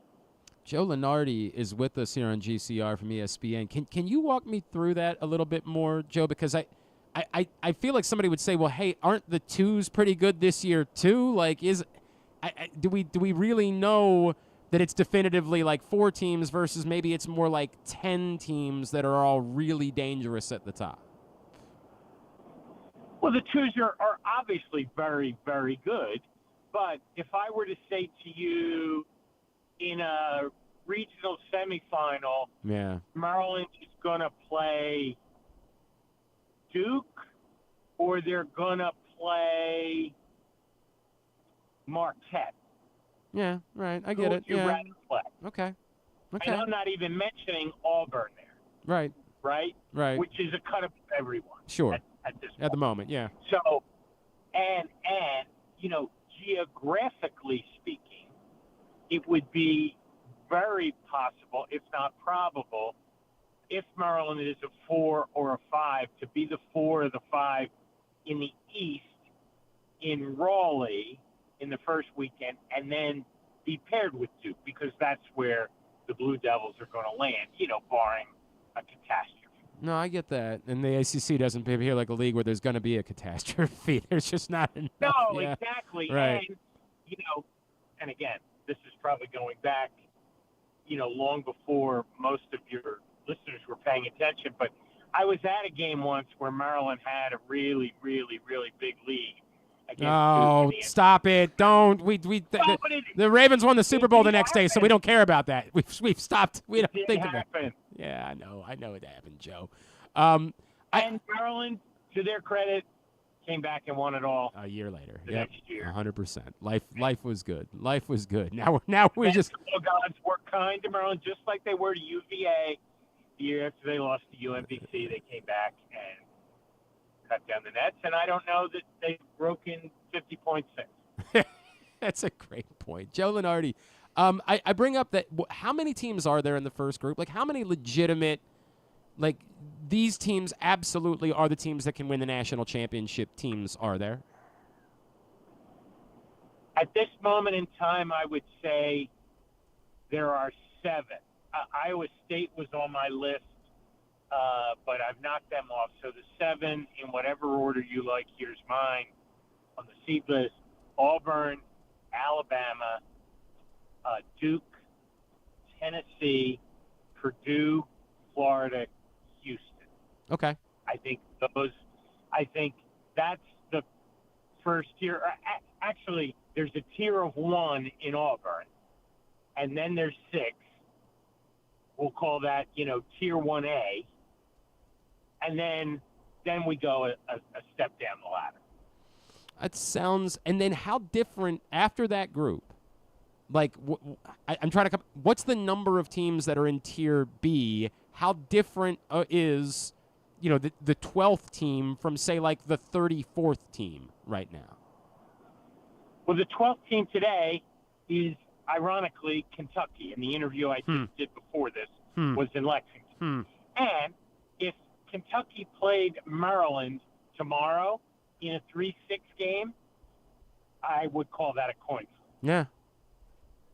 Because while very, very dangerous, Kentucky can play up with anybody. Right. They can also lose to Vanderbilt. Yep. Well, and they, if you can shoot the way that Ole Miss shot last night, where they didn't miss a 3. Right. Yeah. And if I told you Yeah. that there's going to be a regional semi in Newark the third weekend of March, and it's going to be Kentucky and Maryland on a neutral court, you would walk there to have that happen. Yeah, you take your chances on that. You'd say you've got a shot, right? You're not going to go get blown. Well, you might, but you don't feel like you're going to go get blown off the floor. You feel like you've got a chance. You're not going to get a better Sweet 16 matchup than that, unless a double-digit seed sneaks through and you're playing I don't know, a 14 instead of a 3. Right. And has that happened? Yes, but you're not planning on it. Would I want to bet a mortgage payment on it? Only if it's your money. Are there is there real separation among the Big Ten teams? We mentioned Michigan State. I know they just lost the other day. Or is the group of 5 or 6 at the top all about interchangeable at this point? Yes, I do think Purdue and Michigan State are a sliver better than, let's say, Illinois, Oregon at its peak, and I just can't figure out Oregon. Right. I don't know how they win some of the road games they win and get swept by UCLA, got hammered at home by Illinois. I don't know if it's weather or travel or the newness of the Big Ten. But Maryland's in that next group with Illinois, Oregon, UCLA, maybe Michigan. I'm not convinced. But certainly not so far away that they couldn't win the Big Ten tournament. I mean, the last time I saw the projected seeding, I think they were the 2 seed with Michigan State losing last night. So, right. You know, like if I said again, second week of March, you're going to be the 2 seed in the Big Ten tournament, you would, hang upside down and applaud. Yeah, I would. Right, 100%. Or at least applaud. But Joe, all of this is why we're all kind of like strangely bullish about, like, I don't think anybody's sitting here saying, I think Maryland's going to win the national championship, right? Like, I don't think anybody's saying that. But, like, the things that you're playing out are like, but there's a real chance this doesn't feel fake. This feels like, hey, there's a real opportunity that they might be able to go win a Big Ten tournament, right? Like, they might be. I mean, I did a piece a couple of weeks ago, 10 days or 2 weeks ago. Look, we know that in 40 years of this format, the 1 seeds have made it through in the same year exactly one time. Right. In 2008. So, again, you're doing your brackets. You want to go all chalk, have at it. The odds are not in your favor. Right. And it's just, but so then you start asking yourself, okay, like what else typically comprises a Final Four? Well, the next category is usually down ballot teams, 3, 4, 5 seeds from the major conferences that are playing the best at the end of the year, right? And at the time I nominated, I think, Texas A&M from the SEC and Texas Tech from the Big 12, both of which have made significant leaps. And at the time, I think it was around the college football playoff, I foolishly nominated Oregon because they were coming off some big road wins. But you could easily put Maryland in that category instead as the Big Ten nominee, right?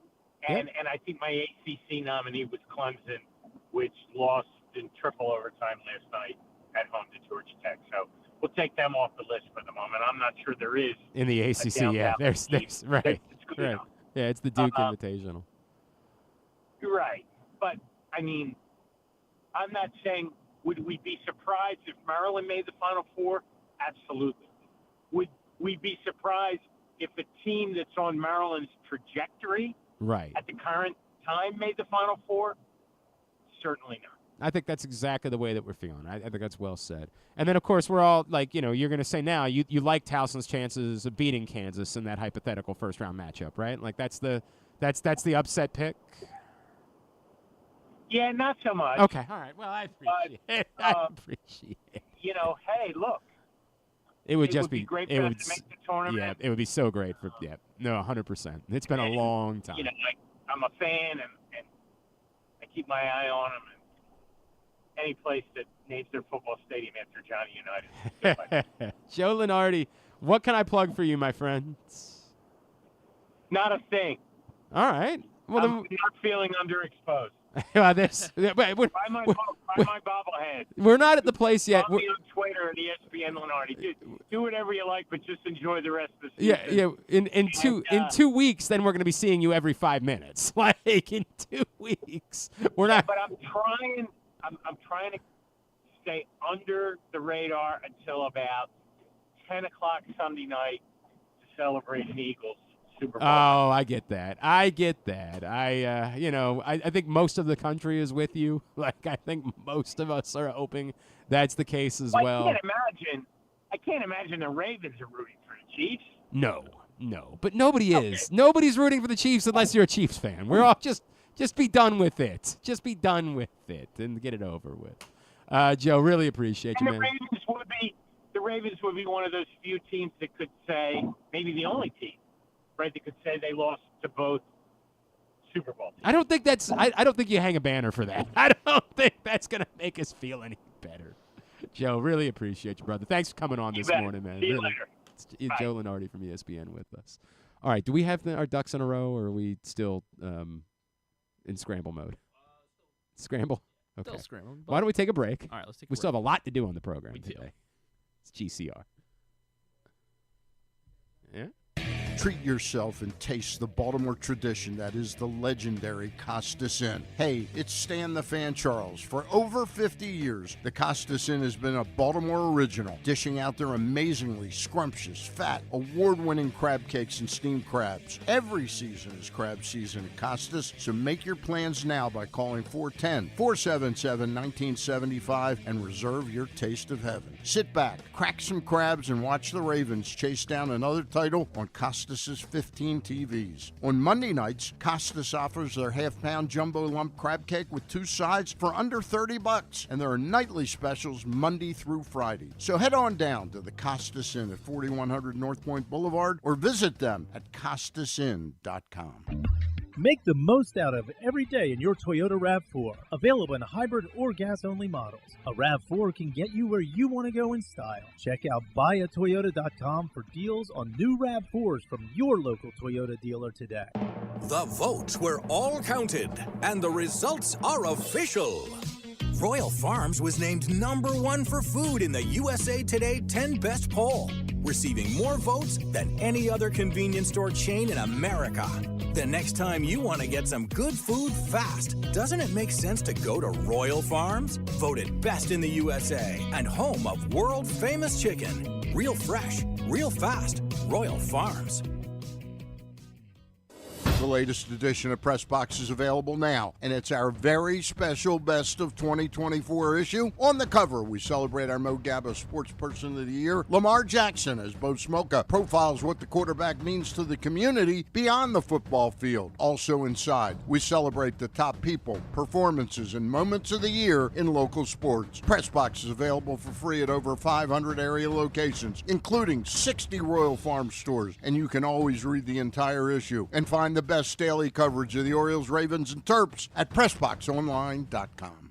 Need a trophy or award that's as unique as the achievement? Look no further than Crown Trophy. With locations in Owings Mills and Gaithersburg, they specialize in custom trophies, plaques, and medals for any occasion. From sports and academic awards to employee recognition and corporate gifts, visit crowntrophy.com today and let them help you create a lasting memory for your school, team, or business. Crown Trophy is a proud supporter of the Maryland Public Secondary Schools Athletic Association. crowntrophy.com. One of the things that's definitely wrong with this country is that this dude still has a job somehow, some way. Glenn Clark. We're back.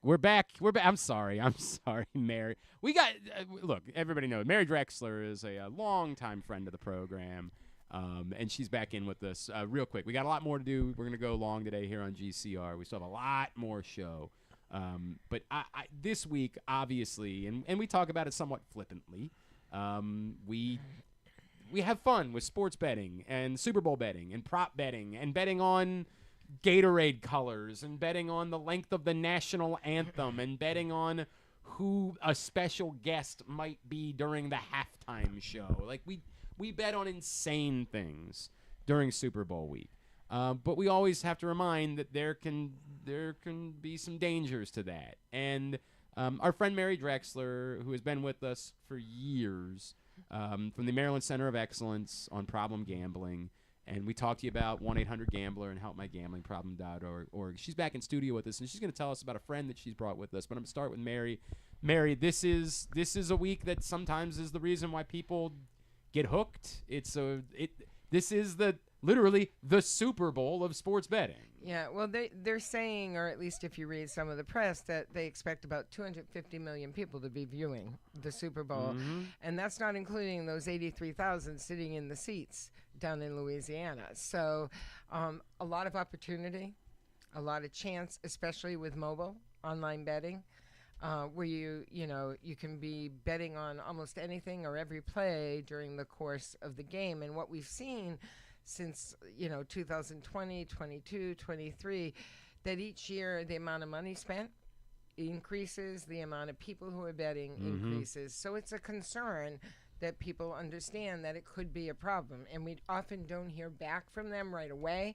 It's usually a few weeks later when they realize how much of a loss they may have had. And that's not everyone. Some people can do it in moderation and, have a budget. But many people, because of how fast you can bet now on everything, get caught up in that high of betting. Mary, every time we've talked, what I've always appreciated, and I say this every time we have a conversation, is you're not here to say, don't bet on sports. You're not here to say, don't bet on the Super Bowl. You're here because some people are struggling with it a great deal, and it's going to impact and ruin, potentially, their life. And you've told us over the years, hey, part of the resource that's available from 1-800-GAMBLER and helpmygambling.org is to talk to a peer, is to talk to someone who knows what you're going through and understands it. And you brought a friend with you this morning. I have. Can you tell us about your friend? Yeah, Will has been with the center as a certified peer recovery specialist for several years. He actually is the supervisor of our other peers at the center.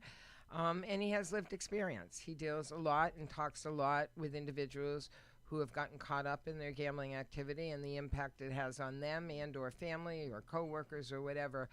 But he's a great resource, and he's available, along with our other 4 peers, anytime if they call the helpline.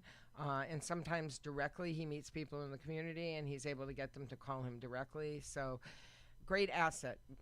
Will, first of all, good morning. Thank you for being here. Hey, thanks for having me. Can you share with everyone your story, your background, and how you got caught up in sports gambling and kind of where it went from there?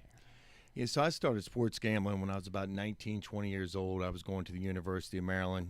Back then you didn't have the access to gambling like you did. You didn't have all the prop plays and this, that, the other. I had a bookie. I had to call my plays in. I think the only time I really remember prop plays being available was Super Bowl. Every year, my bookie would do Super Bowl prop plays, and I generally have 30 to 50 plays during the game. I remember I always took tails every year. Like you said, the national anthem, I think I always took the over. So you'd be up or down money before the game even started, But back in the day, you put your bets in, you got to wait till the game is over. Now I think people are betting throughout the game, which could really lead to a lot more emotional gambling. So it took me 22, probably 23 years to finally hit my bottom from gambling, and I really believe that is you didn't have the access to gambling like you do now. And it was eventually casino gambling, which took me down. It actually wasn't sports gambling. I would gamble in any form. But the bottom line is whatever your form of gambling is, it only takes crossing that invisible line one time. Gambling money you can't afford to lose, and you start chasing those losses, it can get ugly. Do you remember when it turned for you? When it went from because this is what we always talk about. Sports betting can be fun. It can be just an added part of watching. If you are capable of just, hey, I'm gonna put a couple bucks down on the color of the Gatorade, and too bad. Like if you have that, and it's okay.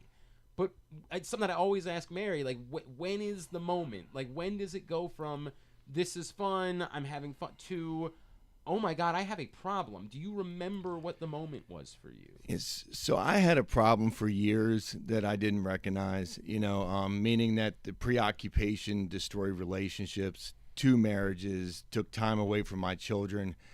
But financially, I was able to afford my gambling. I didn't gamble over my head or money I couldn't afford to lose. Of course, I lost more money than I planned on several occasions, and I gambled longer than I planned to gamble on several occasions, but I had a limit there that I wasn't going to cross to destroy my life. And what happened was in 2013, I found myself at high risk, and we really encourage people not to gamble if they may be at high risk. I was struggling with alcoholism. I was separated with my wife, so I was suffering from loneliness, grief, loss.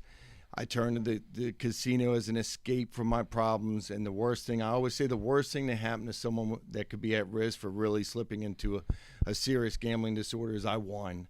I won my first 2 weeks, gambling more money than I'd ever gambled in my life, and that led me to a very, very bad place. It only takes that one bad run. Everybody knows gambling's a game of runs. We're going to go on our hot streaks, but what happens when that hot streak goes cold? Do you have the ability to stop? you start chasing those losses, and it can get ugly really, really quick. And I crossed that invisible line that I would have never imagined crossing, years previous to that. Will, can you remind me what your last name is? Oh, Hinman. Hinman. Will Hinman, Mary Drexler are here with us in studio, and Mary and I talk about chasing. Like that. Mm-hmm. That to me, chasing seems like the term where you have to start like recognizing what's going on. Yes. And I've been fortunate. Like I've had moments where I was like, oh my God, I gotta stop. Like I have to stop, but it's not easy for everyone. It's not, particularly if you have an addictive personality, it's not an easy thing to do. Will, what did it take for you? How did it get? You say you had a problem for years. What was it? What led you to the place where you said, I have to recognize this and get help? Well, for me, it was a divine intervention because I got forced to get help. Unfortunately, I never thought about calling the 1-800-GAMBLER number and actually seeking help or seeking a support group meeting or counseling because I crossed that invisible line. I started chasing those losses, and I could not imagine having to start over. And I literally turned my life upside down financially, and I got forced to get help. I literally got dragged out of the casino by the police because I had a plan in place to take my life. I was suicidal and literally was going to take my life that night. And thank God there was a divine intervention. But, gambling addiction has the highest risk of suicide of any other addiction. Because of money. Because it's so financially destructive. Right. Yeah, exactly. And there's an actual tangible, like that money comes due. Like you have to, and that is this terrifying thing. I am grateful as well that there was such an intervention, but to the point. And Mary, this is what we talk about. Like, that's not going to be the case for everyone, and that's why it's so imperative that you start to recognize these behaviors and consider making a phone call to 1-800-GAMBLER does not mean that you're saying I'm powerless. It means you're saying I need to just talk to somebody about this and see where I'm at. Yeah, and that's exactly what we want people to do, whether it be calling the 1-800-GAMBLER or going to the helpmygamblingproblem.org website, is to start to identify, do I have a problem? Am I getting close to crossing a line where, I need the support? Because, to be honest with you, gambling wasn't really recognized as an addiction until like 2013, and people still think that somebody who has a gambling problem can stop, or cut back on their own. They don't need any supports, and that's not true. It's like, if you're using a substance, you can see it, you can see what the results are. With a gambler, it's so hidden. You can hide. Gamblers tend to lie about it. They hide things. So we just want people to know there is help and there is hope out there for individuals, and it's not just the financial devastation that can lead to potentially suicide attempt. It's the relationships that break up, possibly the loss of a job because all you're doing is thinking about gambling. So there's so many factors, and we just want people to know if you're going to choose to gamble, keep it safe. Mm-hmm. Utilize some tips for keeping it safe, whether it's to get up every once in a while and walk away from the machine, or get off the couch and put your phone down, or whatever it is during the course of whatever you're betting on is, again, you mentioned we're not for or against legalized gambling, but we don't want to add more pain to somebody out there who may be choosing to gamble. Will, if I could ask, what would this look like? Somebody calls, they're put in touch with you. What does it look like? Like, because I feel like there's a stigma that people would feel, and like I don't want to be preached to. I don't want to. I'll make a low level comparison. If I go to the dentist, like I just want you to clean my teeth, right? Like I don't need the did you floss 17 times? Like I don't want any of that. I don't want to be treated that way. What does it look like if they talk to you? What is that conversation like? That's a great question, and you're absolutely right, because a lot of times they call and the first person they talk to is our helpline, which is a call center out in Louisiana, and then a lot of times they won't even give them their name, you know what I mean, or answer any of their questions. So they ask them, do you want to speak to someone with lived experience, someone that's been there, and then they warm transfer them to one of us. And generally what I do is I start by sharing a little bit of my story so they know. And you can almost hear the breath, the sigh of relief, because they know they're talking to someone that understands it's not going to judge them. Yeah. And then usually it'll all come out. And a lot of times they will talk to our helpline specialists too, because they're incredible at talking to people as well. But sometimes it does take talking to that person with lived experience before you're willing to let your guard down and really have the conversation. I'll follow up with, there would be someone who would probably say, yeah, but you can't solve my problems. Like you can't fix that I'm down.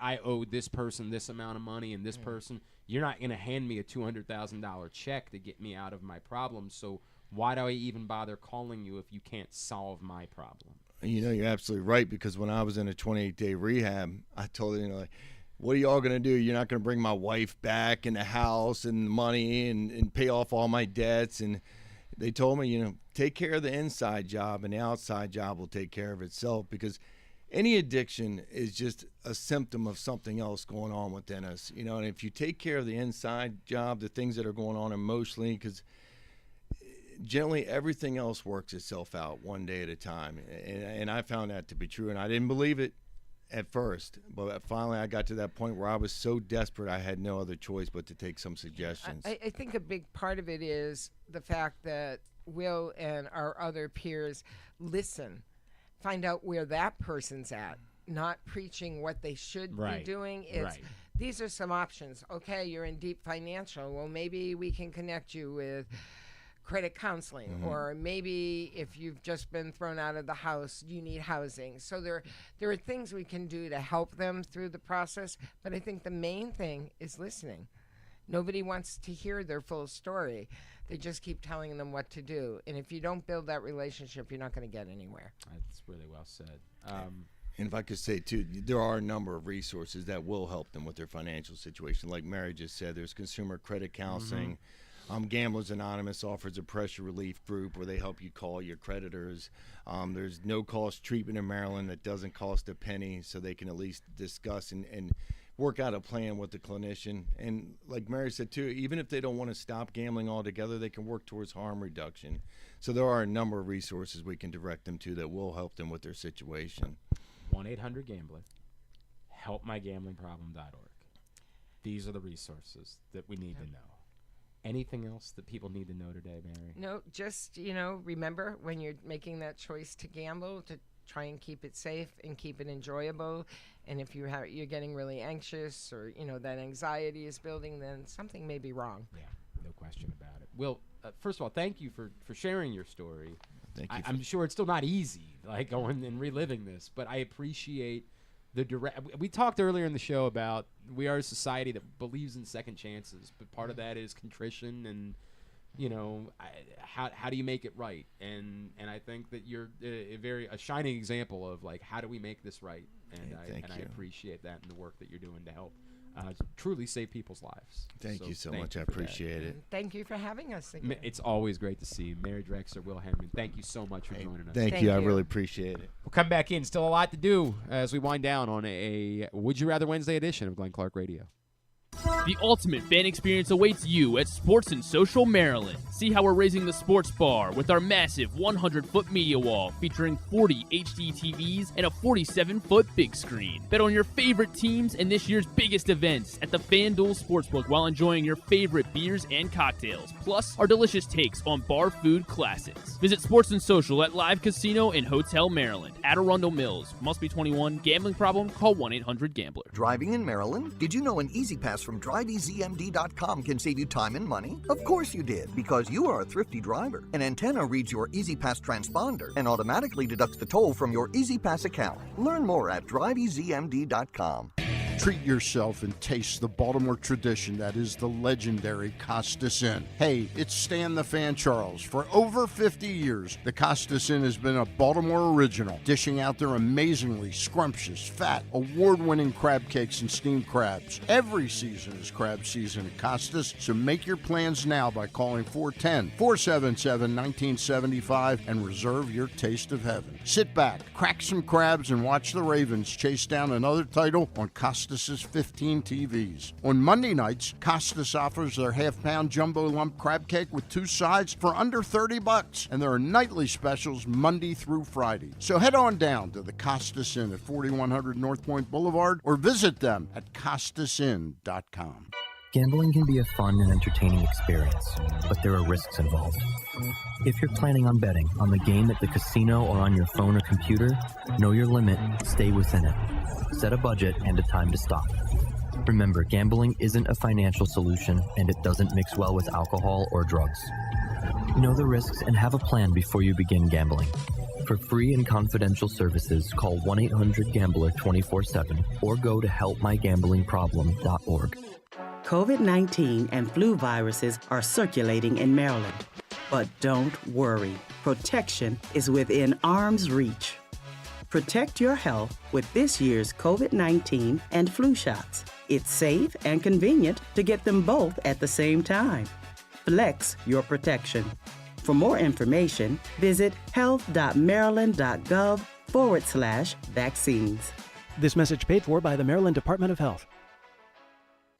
Coming back in here with Glenn and the other guy, Garrett, whatever his name is. You know who they are. All right, back in here on GCR as we continue along on a Would You Rather Wednesday edition of the program. And it's a busy week. I mean, there is a lot going on this week, obviously. Super Bowl, but today's a really important day. And you see, I'm wearing my white, and I'm actually going to go white shirt, white pants tonight because we're celebrating a whiteout over at Stevenson University, as today is National Girls and Women in Sports Day. And joining us now to tell us a little bit more about the importance of the day and a big game tonight, she is my friend and the head coach over at Stevenson. She's Coach Jackie Boswell, and she's with us here on GCR. Coach, it's Glenn. It's good to talk to you. Happy National Girls and Women in Sports Day. Thank you so much. It is very exciting, and I really appreciate you guys having us on. Of course, Jackie. Can you I feel like there's been a lot of talk nationally over the last couple of years about like the moment that it's been for particularly women's basketball. I wonder how much that's translated level by level, like what we're seeing at the top and all of the attention with Caitlin Clark and Angel Reese and Unrivaled. Has there been like a trickle down effect that you have felt even at lower levels of the significance of what this moment has been? Absolutely. I think that, we talked yesterday at practice actually about the pioneers, the women that came before us and set the tone and, even go back as the Diana Taurasi's and the Sue Birds who set the tone and didn't get the same attention, but just pioneered the way for Angel and Caitlin and everybody to get this attention now. And so we have to be very appreciative and never take advantage and take it for granted. And honestly, it has definitely trickled down. Our attendance at our games over the past couple seasons has been phenomenal. That just is a big tribute to Stevenson's community, but also in trying to involve, we have always, since I walked on foot on this campus, tried to involve younger kids. Yeah. And we've always reached out to our rec programs and had the girls play at halftime and things like that. And so, we're trying to play our part in this, but really appreciative of everybody that came before us to allow us to be able to celebrate today. For you, what is the thing? Because I feel like that somebody would say, well, look at how far we've come. But like, one, you have to recognize how far we've come. And then two, how far maybe we still haven't come yet, right? Like, what is the significance of National Girls and Women in Sports Day? Like, why is it something so important to celebrate and for us to have a big night tonight over at Stevenson? Well, I just think it shows that, we're moving in the direction where we want everybody to have the same kind of opportunities. I think that every time there's always something to work harder for. There's always something that we can do better. And that's in every aspect. And so I just think it's really good that we're focusing on it. And then again, I think the important part is not feeling like you're entitled to it, but being appreciative that it's happening and then being that next pioneer, because even though it's happening to us now and we're reaping some of the benefits of it, like I told our players, you got to be able to set the tone as well to be able to give back for the future. Because at some point there's going to be a future. And if we want the future to keep going, then we have to keep it a positive thing. We have to, play the game correctly. We have to be respectful. We have to do all of these things that's expected when you want this kind of success. And when you want this kind of attention, you got to use it in the right way. Jackie, can you speak as not just a coach, but obviously I'm going to say as a mom as well, right? Like you got one of your daughters on staff, one who's on the team right now.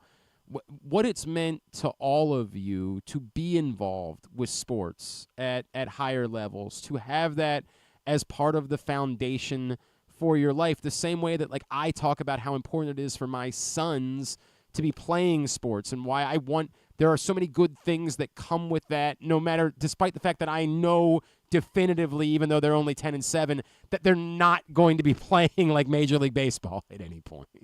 Mm-hmm. Yeah, I think that, having the two daughters is a great asset. And, I just love having them there and love seeing them grow and love watching all the lessons that they've learned. Right. Being able to be successful in their adult lives now. Ellie is a teacher, second year in teaching. My oldest daughter didn't play for me, but played sports her whole life. She's in med school. Like I do attribute the lessons that they learn and being able to have that opportunity to play and to be a part of a team and to be coached by other people and everything has allowed them to develop these skills that are really hard to replicate in other areas of your life. And I think it's so important. All right, so what does this look like tonight, Jackie Boswell? We're all wearing white. I know that. What does this look like? What's tonight's what is this celebration going to be like over at Owings Mills Gymnasium this evening?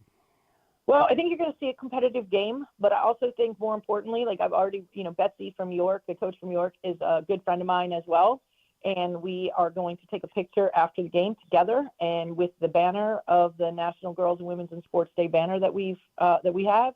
And I think that what you're going to get, that message you're going to get is that we're going to be competitive throughout that whole game. And that when the game is over, it's something bigger than us. And we're going to stand together and take this picture together and show all the girls and all the other athletes in the stands that we're in this all together. Again, on the court, you're competitive, but we're in this all together to move our sport and women forward. All right, now I'm going to ask the important question: How do we go get a win tonight? Is it just getting back home? Is that what we need, just to get back home and get some home cooking here? Yeah, hopefully home and shooting a little bit nicer on our court. Got to get healthy. We got to get healthy. We've run into a little bad luck, but wouldn't want to do this day without any other group of young women. They've worked so hard through so much adversity. And I'm excited about what's going to happen tonight. I know how much you love this team. I do know that is true. It's a special group. 7 o'clock tonight, Stevenson and York over at Owings Mills Gymnasium. We're celebrating National Girls and Women in Sports Day. And wear your white. Come out, decked out. It's a white out. We're going to have a great time over at Owings Mills Gymnasium. Jackie, always appreciate you and every conversation we get to have. An honor to be a part of something like this tonight. Thank you for spending a couple of minutes with us today to tell us about it. Of course. Thank you. I appreciate it. It's Jackie Boswell, coach over at Stevenson. And, National Girls and Women in Sports Day. Not everybody, obviously, is playing. You're going to see these sort of celebrations at different schools and different points because not everybody, all plays on the same day. But throughout the course of this week, you're going to see more of these at other schools and other levels. But it's going to be a week-long celebration of National Girls and Women in Sports Day. And something that it's easy for us to take for granted. We're like, hey, things are going great, right? There's never been this much attention paid. But you still want to support more opportunities for the next, as Jackie just pointed out, right? For Rebecca Lobo and that group, Diana Taurasi, they help pave the way for Angel Reese and Caitlin Clark. And now how do you continue to help paving the way for who's going to come behind you? So a great night for that tonight over at Stevenson. It's going to be a great night on February 21st over at Martin's West as the Brigance Brigade hosts their winter soiree. The winter soiree is like the big fundraiser night of the calendar for the Brigance Brigade and the work that they do for those that are battling ALS. And, of course, in the name of the great O.J. Brigance. It's going to have great food, live music. Jimmy Charles is going to be part of it. Live auction, special guests. You're going to want to be a part of it. The Brigance Brigade's winter soiree, February 21st at Martin's West. Get your tickets right now All you got to do is go to brigantsbrigade.org. That's brigantsbrigade.org for the Brigance Brigade Winter Soiree. All right. We're going to talk to Clark Judge before we get out of here. Have we covered everything? Was there anything news-wise that we needed to talk about? I guess we didn't. I mean, we said Ramon Laureano signed. Oh, thank you. You're right. We didn't really discuss it. I talked about it on the radio show last night. Again, when you look at all these things, if you just say in a vacuum, is there anything wrong? Is there any issue with signing Ramon Laureano? Of course not. If the expectation is he's a platoon bat to face lefties that is certainly not going to be a butcher defensively, and we all know has a hell of an arm. If he's closer to the version of himself that he was in Atlanta, then it's possible he could be a little bit more than that, right? But I'm not working under the assumption that he's a little bit more than that. And a 1-year, $4 million contract for anyone is you're never gonna be able to say that was a bad contract. Now it does add into now you seem to have 6 outfielders. There's not room for all of these guys, even though you're accepting that he and Dylan Carlson are both pure platoon players. Mm-hmm. It seems like there's just not enough roster spots for all of these guys. So it adds into the conversation of, do you know that you're making a trade? And in particular, do you know that you're trading a right-handed bat?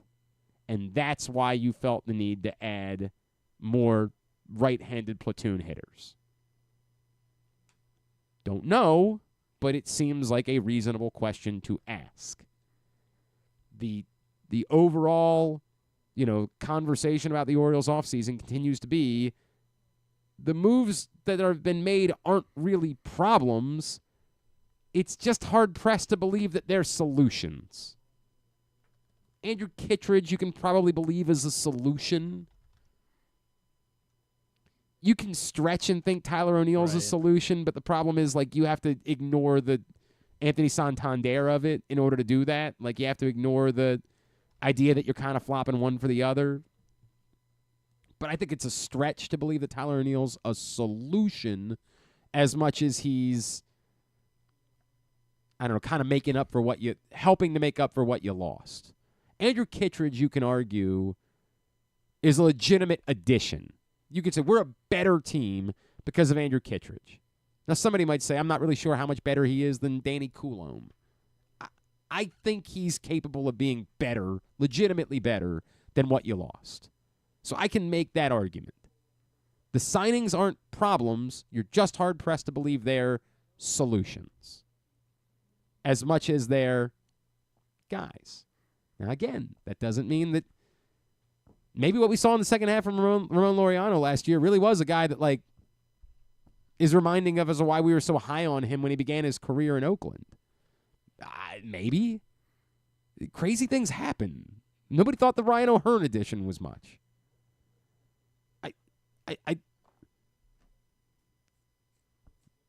I'm going to try to oversell it. I don't want to try to oversell it. Ramon Laureano. Could be a Gold Glover, you know? I mean, he certainly has an arm. There's no debate about that. Ramon Laureano is fine. It's fine.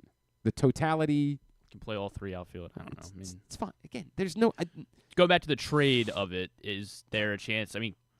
coming into the offseason, I guess, they had 3 left-handed hitting outfielders. Mm-hmm. Is there a chance they move one of them? But why acquire all of these right-handed hitters? Because they didn't have any right-handed That's outfielders. what I'm saying. Yeah, I'm saying why, if the plan is to trade a left-handed hitting outfielder, why would the guys that you look to acquire be right-handed? Well, because they already had so many lefties. You have Kjerstad, Kauser, and Mullins as your lefty. Carlson's a switch. So yeah, but Carlson's really he's here to platoon. He's not here to hit from both sides of the plate. I mean, I hope. I say that, but he better be. To me, it's more like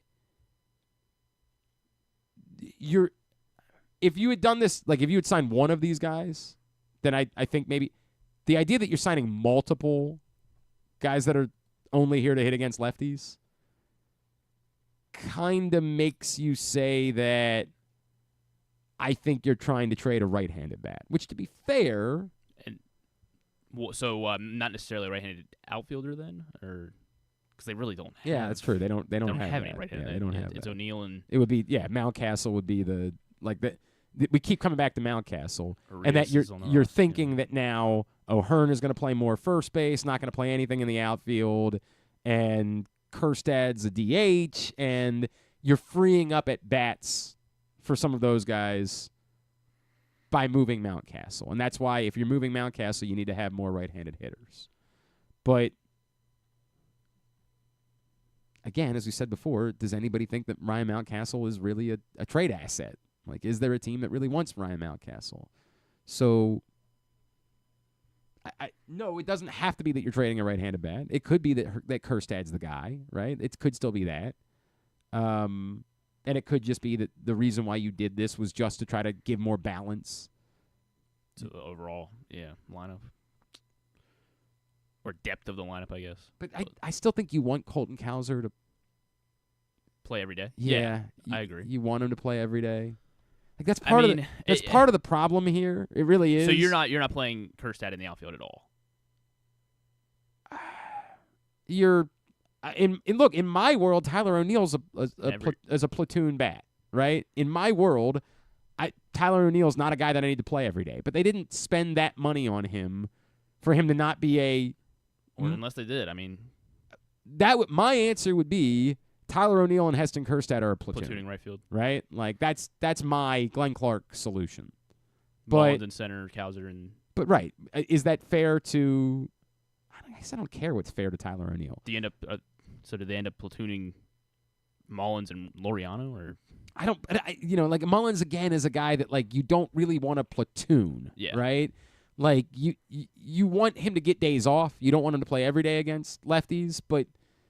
his skill set being what it is, and I don't know that you want to call that a true platoon. Mm-hmm. Cowser, the same thing. You don't really want to platoon those guys because of what they give to you defensively. You want them to be playing... Plus base runners. Yeah, you want them to be playing the bulk of games.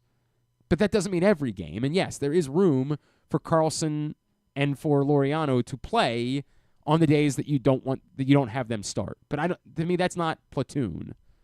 It's still it's 80% still Cowser and 80% Mullins. To me, Tyler O'Neal is the one that I'm like, that I do not need that guy to be I do not need him to play every day. At all. But somebody would say you just have to have someone who's a threat to hit home runs in the middle of your order. So you have to play him closer to every day. You can't really platoon he and Kerstad. So Kerstad still becomes the wild card in all of this, and maybe makes him still the most likely player to be traded before the season begins. Because what are you doing with him? What is the plan? Unless it is truly Tyler O'Neal's here to be a platoon bat. If that's the plan, then you got plenty of room for Heston Kerstad. Right. Because you're going to obviously face way more righties and you're going to face lefties. But if that's not the plan, if the plan is Tyler O'Neal is the everyday-ish right fielder, what is the plan for Heston Kerstad? What are we doing? So somebody brought that up to me yesterday. Like, is the wild card on all of this that, like, the guy that actually has the most trade value is Cowser? And, like, they just say, let's stockpile outfielders and... If they know they're going to move one of them, I don't know. Like, if Cowser could land us Bryce Miller, for example, instead of aiming low, we aim high, and if that means we got to trade something that we don't want to trade, well, we've gotten a lot of. I couldn't do it. Like, I just couldn't. There's no way I could trade Colton Cowser. But remember, the opinion of a lot of people is like, we like Colton Cowser, but no one viewed him as like a surefire, can't miss prospect. He's not Gunner. He's not. Right. We like him because Moo. And we like him because he had. It's a good reason. It's a good reason. We also like him because he had a damn good month. Right? Like, he had another good month. Yeah. 3 weeks. Not like that. Right? Like, we maybe overvalue Colton Cowser because he's fun. Gatsby. Pazuki, like, we like all that stuff. Likes Legos. Yeah, and Moo, and And yes, he is a good defensive player. And like there's lots of things to like about Colton Cowser. But if you really asked a baseball mind, is Colton Cowser a definitive star for the next 10 years? Most of them would say no. Nice player, but nice player. Is he more, I mean, yeah, we've only seen one season of him, but, right. More Markakis-like? Well, I mean, if he's Markakis-like, then that's a centerpiece for a long time. Markakis he wasn't a rock star prospect, but he was a more highly regarded prospect.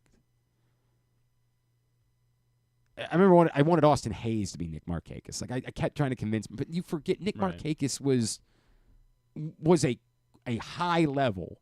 He is a legit Hall of Very Good baseball player. Well, I mean, yeah, and that's what I just mean. Looking at just Cowser's pro, MLB career, if he ends up being Markakis. Well, if he ends up, yes, 100. You would kill to have him end up being Markakis. But is he? It's harder. I wonder.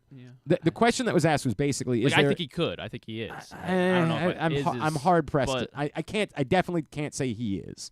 Could he be? Yeah, could he be? He's got to continue to improve, right?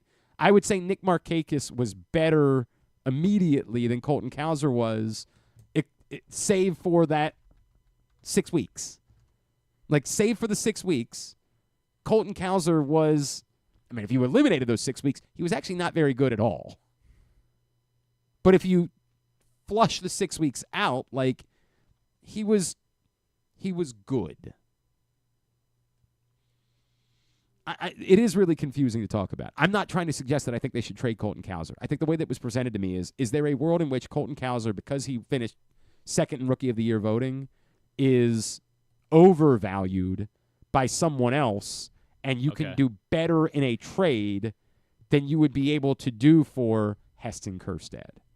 Or, yes, well, certainly, yeah. I mean, obviously for Mullins and obviously for Mountcastle. Like, is there a world where someone loves Colton Cowser and you internally are like, we like Colton Cowser. We like him. You love him. You think he's a 9 and you're willing to trade for a 9, and we think he's a 7 or a 6.5? Okay. And I'm not suggesting it or even trying to think that that's something that they're doing. It was just something that was presented to me as we were having conversations about Ramon Laureano yesterday. And I was like, that's interesting. But we've heard nothing that would suggest that that's something that they're looking to do. It was just spitballing. That's all that is. It's just talking about it. You want to get Tidbit? Yeah. Okay. Tidbit is brought to you today by the CIAA Tournament. It's coming back to Baltimore as Baltimore welcomes the excitement of the Food Line CIAA Men's and Women's Basketball Tournament to CFG Bank Arena February 25th through March 1st. Get your tickets now at Ticketmaster.com. Again, Ticketmaster.com to get your tickets to the Food Line CIAA Men's and Women's Basketball Tournament at CFG Bank Arena February 25th through March 1st. What you got? Or has also agreed to a minor league deal with Terrell Vavra. They can't quit him. No, they can't quit him. What a nice guy. You know what I mean? Like, what a nice guy Terrell Vavra is. I really like Terrell Vavra. I think I was going to jump right into, so I had somewhat of a Hall of Fame since we're about to dive into that conversation with Clark Judge. I think it'll come up, but I wanted to look at the wide receivers that are yet to get into the Hall of Fame. Can you name, I'm looking at the top 10 or so. Can you name the top 8 receivers, top 8 players not yet in the Hall of Fame? Most receiving yards, not yet in the Hall of Fame. These are guys that have 13,000 receiving yards. Okay, I would say Hines Ward. Hines Ward is not in the top. Can he get 13,000? So, okay, does this include like Larry Fitzgerald, who's just not eligible yet? Larry okay, Fitzgerald right. is number 1. That's part of the problem here. Is 17,400 yards. So this could include active players as well? It could. Yes. It could. Okay. All right. It could. So how many am I trying to get? 7 more now. 7 more. So non-Hall of Famers. Torrey Holt. Torrey Holt is in the top 8. 13,000 for Torrey Holt. 13,300. He is 7th. Reggie Wayne is 3rd. Over 14,000 for Reggie Wayne. Is this all wide receivers? There's one non-wide receiver. One non-wide receiver. That is Gronk. No, he didn't. No. That's Gates. Not Gates. Gates only had 11,800. Is it Kelsey? Not Kelsey. Travis Kelsey is up there, though. Over 12,000 for Kelsey. There's a non-wide receiver that had 13,000 yards. Hines Ward also was at 12,000, too. That's not... Oh, Jason Witten. Jason Witten. Eighth among non-Hall of Famers receiving yards, 13,046. Just hitting that threshold, Jason Witten.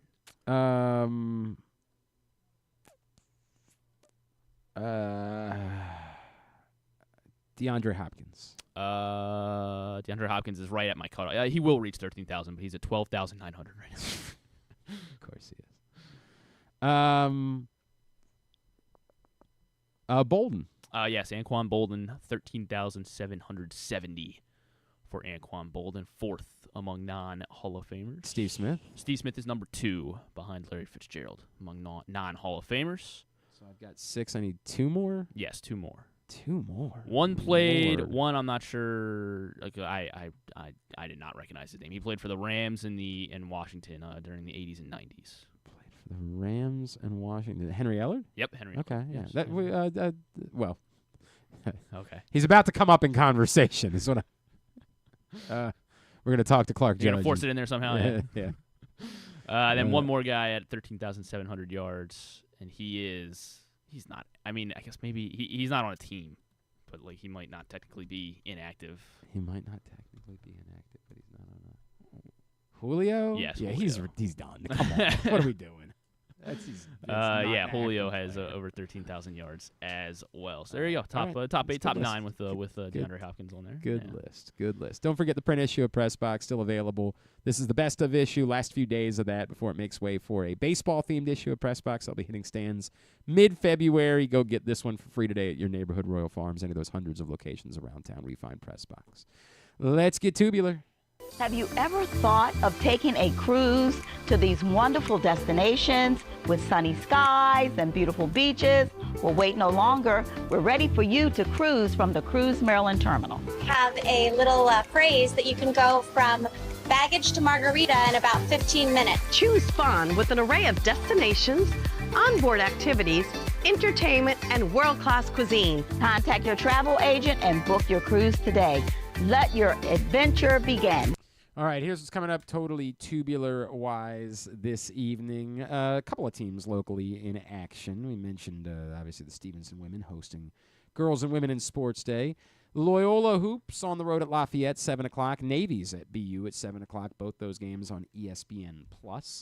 Big Ten Network for Oregon, Michigan at 6:30. Illinois Rutgers at 8:30. Nebraska, Washington at 10:30. All the Big Ten hoops this evening. All the rest of the college basketball you can find at glennclarkradio.com. As you learned in NBA Corner, Wizards go for a 3rd straight win tonight. Break them up. Chris Middleton now in the fold. Maybe. That's tonight on Monumental at 7:30. ESPN Spurs Hawks at 7. Suns Thunder at 9:30. TNT and True TV for Bruins Rangers at 7. Oilers Blackhawks at 9:30. TBS for AEW Dynamite tonight at 8. Non-sports. A few things. Amy Schumer and Jillian Bell will be on Seth Meyers tonight. What's the Amy Schumer movie? It's coming out today. I can't tell if it's actually Netflix. It's like it's kind of pregnant. Kind of pregnant. She plays, so Jillian Bell is her friend, and she actually is pregnant, and then she's like kind of jealous, I think, and then so she puts on a fake baby bump. And I don't know that I don't like the premise. I'm already kind of. And remember, I like Amy her Schumer. love interest in this is Will Forte. So I do like Will Forte. I do enjoy his work. I'm an Amy Schumer fan. Of course, Towson, the pride of Towson University. I even like Jillian Bell fan. I'm indifferent on Jillian Bell. I mean, no, she's fun. You're right. Jillian Bell. Bell. A number 1. No, I'm not A number 1. But like, if I really thought about it, like, yeah, typically. Obviously, Workaholics, and which one of the Jump Street movies was she? She was the first one, right? I don't know. Yeah, I don't remember. I don't remember which one of the Jump Street movies. But the first one sounds right. I think she was the first one, and she was great. Yeah, more often than not, I like Jillian Bell. You're right about that. So you got that. Also on Netflix, Celebrity Bear Hunt. Yes, where sure, they're hunting Bear Grylls. They're actually it is the opposite. So a group of British celebrities, I did not recognize any of them, are dropped into a Central American jungle, and they're hunted by Bear Grylls. Okay. That's on Netflix. Let's see. Christina Ricci, Christina Ricci. Yeah, same thing. Yeah, Ricci. Ki-Hu Kwan and the cast of Cobra Kai will be on Fallon. They are of course promoting Celebrity Bear Hunt. Oh, they are. Yes. The Wayans, Damon Wayans, and Damon Wayans Jr. Because of Papa's House, of course. I haven't talked about this yet. A couple Fridays ago, I was home with my younger son. Oh, you watched it? My older son had basketball practice. And I asked my younger son if he wanted to watch something. And he said, yes, Papa's House. He's 7. I said, why do you want to watch Papa's House? He said he was at his grandmother's house, and he saw a commercial for it, and it looked funny to him. So I said, okay, pal, I don't think this is going to be for you, but if you really want to watch Papa's House, I'll put it on. So I put it on. We watched an episode. I said, not really for you, right? He was like, no, I love it. Now, I think he's just saying that because he doesn't want me to. He wants to, He doesn't want, like. No, I like it. I was right. I knew I'd like it, and I was right. I don't think it's like that he's actually enjoying it. We watched 3 episodes of Papa's House together on a Friday night before my wife came home. And they weren't like terribly inappropriate, but they definitely weren't. They were kind of on the line. There was some sex. Is it on Monday nights or Fridays? I'm trying. I don't know. It's a CBS show. Yeah, I mean, like it's. Yeah. So they'll be on. It's Colbert fine. Wayans. It's fine. It's not one that I will ever like. I like both of them, obviously, Damon Wayans and Damon Wayans Jr. Love Damon Wayans Jr. on New Girl. He was phenomenal. I'm good. I think I'm good. The Super Bowl greatest commercials will be on at 9 o'clock on CBS. If anyone wants to go watch the greatest commercials, I think they air that every year. SNL used to do like a football themed best of this week too. I don't think that I didn't see it this week. No, I don't even know. Ariana Grande will be on Kimmel for Wicked. What do you mean for Wicked? Wicked came out 3 months ago. Well, it's still Academy season. Or award season, whatever. Abbott Elementary at 8:30 on ABC, and then followed by Celebrity Jeopardy with a nice, fun celebrities on this one. Chris DiStefano, Natalie Morales, and Corbin Bleu all going at it on Celebrity These are Jeopardy. not my people, man. These are not these my. Are great people. Corbin Bleu, come on. Yeah, what was his show? He was at High School the Musical. That's what it was. Okay. Yeah. Okay, we good? Yeah, we're good. All right, very good. Hey, happy 10th birthday to my older son. Happy Today birthday. is Graham Marshall's 10th birthday. Happy birthday, Graham. It does strike you. Like he's fired up about double digits. Like he's making a big. Yeah, I like it's his think it 21st. Like he's making a big deal about it. It was 21st before the 21st. Yeah. Right. It is messing with me that like we've been parents for a decade. Like that's really screwing with me. Congratulations. Like, no, that really messes with me because like it. Well, you did it. People always talk to you about that. Like you're gonna blink. Like you're gonna blink, and he's gonna be in high school, and you're like, what? You know, like it. They're right. You're like, how? Well, he's not in high school yet. He's 10. I know, but how? How is he 10? And then you start doing the math. Like now, he's definitely closer to being an adult than he is to when he was born. And you're like, oh, you know. But yeah, happy 10th birthday to my older son. Love you, buddy. And we're not really doing a lot today. Tomorrow is the big. We're doing the Japanese steakhouse tomorrow night. Is the big play. That's what he wants. So that's the that was big always one. my play too. Dude, I mean, who's arguing with the Japanese steakhouse? What kind of monster are you? Always delivers. A lot of you struggling with Would You Rather Wednesday. You want the $500,000, people. What are you struggling with? They're struggling with, I don't want to do any of those tricks, which I literally say in the setup. Don't tell me they're not doing it. I don't care. Oh, the trade thing? It's a game. You want Myles Garrett. What are you doing, people? Pick one, for F's sake. You have to make the trade. Just trade for Myles Garrett. Somebody's getting a $30 gift card to Glory Days Grill. Do it, do it in real life. I want it. I want Myles Garrett. Three. At Glenn Clark Radio on Twitter. I mean, yeah. Facebook.com/Glenn Clark Radio. Let's do it. All right. Thanks today to Mary and Will. Appreciate them. Thanks to Jackie Boswell. Thanks to Joe Lunardi and to Clark Judge, who you're about to hear from. We'll get it all up in the greatest hits section. Drew Forrester. Oh, yeah. Well, I said thanks to all of them. Can you take me higher? Tab at GlennClarkRadio.com. Tomorrow on the program, Walt Williams will the Wizard, Walt Williams, Walt the Wizard. preview Maryland, Ohio State. Yes. Eric Kohler from Maryland Lacrosse. They started with a big win over Richmond. They play Loyola on Saturday. Stuff and things. We got to do K's. Yeah, that's the final KZ will pick. join us. Oh, this is the big one. Yeah. So do we want to do a bunch of props this week? I mean, you can do them as well, but only one of they're them. not going to count. That's exhibition. Yeah. The one thing that matters is, do I pick the game differently than John Proctor? So at least I don't die tomorrow. Like, I can buy myself 3 more days of life if I just don't pick. Now, if I get it wrong, irrelevant. But I just need to not pick the same way as John Proctor. So, I don't know. Maybe a producer who cared would, like, tip me off. Yeah, I'll tip you off. Yeah, send me. Yeah. No, I said tip, not flip. I said. I'll do both. Don't worry. Anyway, yeah, we'll do that tomorrow. Thanks, everybody, Pressbox, all of our great sponsors and partners, including Live Casino and Hotel, the Brigance Brigade, Cruise Maryland, Crown Trophy, Easy Pass, Royal Farms, CIAA Tournament, HelpMyGamblingProblem.org, Costa-Sin, MSAA, Maryland Sports, your local Toyota dealer, buyatoyota.com. Thanks to Griffin at Griffin_Bass. Follow us, Twitter, Instagram, and TikTok at Glenn Clark Radio. Have a great Wednesday evening. Go Loyola, go Navy. Duke sucks. We wrap up today's show. I had to do it a little bit earlier on because he's down in New Orleans. But we preview a Hall of Fame selection announcement tomorrow night with our buddy Clark Judge. Well, tomorrow night could be a very significant night for a couple of Baltimore Ravens legends, as Terrell Suggs, Marshal Yanda, among the 15 finalists for Pro Football Hall of Fame induction. We're going to find out who it is that gets in during NFL honors. Our next guest is the man that we always turn to for anything related to Pro Football Hall of Fame voting. Talk of Fame 2. He is longtime NFL writer and our friend, Mr. Clark Judge, and he's with us again here on GCR. Clark, it's Glenn in Baltimore. It's always a great moment to get to chat with you, my friend. Thank you for taking the time for us. Yeah, always good to hear from you, Glenn. Thanks. I know that that you know a little bit more than what you're going to be able to let on with us here. But if I ask broadly, I know that there are times where some finalists, and in Ravens history, a couple of those, did not require a whole lot of discussion. That when somebody let me know how long it went, it was a very short amount of time. Right. Is that always because it's obvious that like they are, or is it sometimes that there are short discussions because you just get to someone and you say, it's just not the way it works. It's not they're not a Hall of Famer in this group.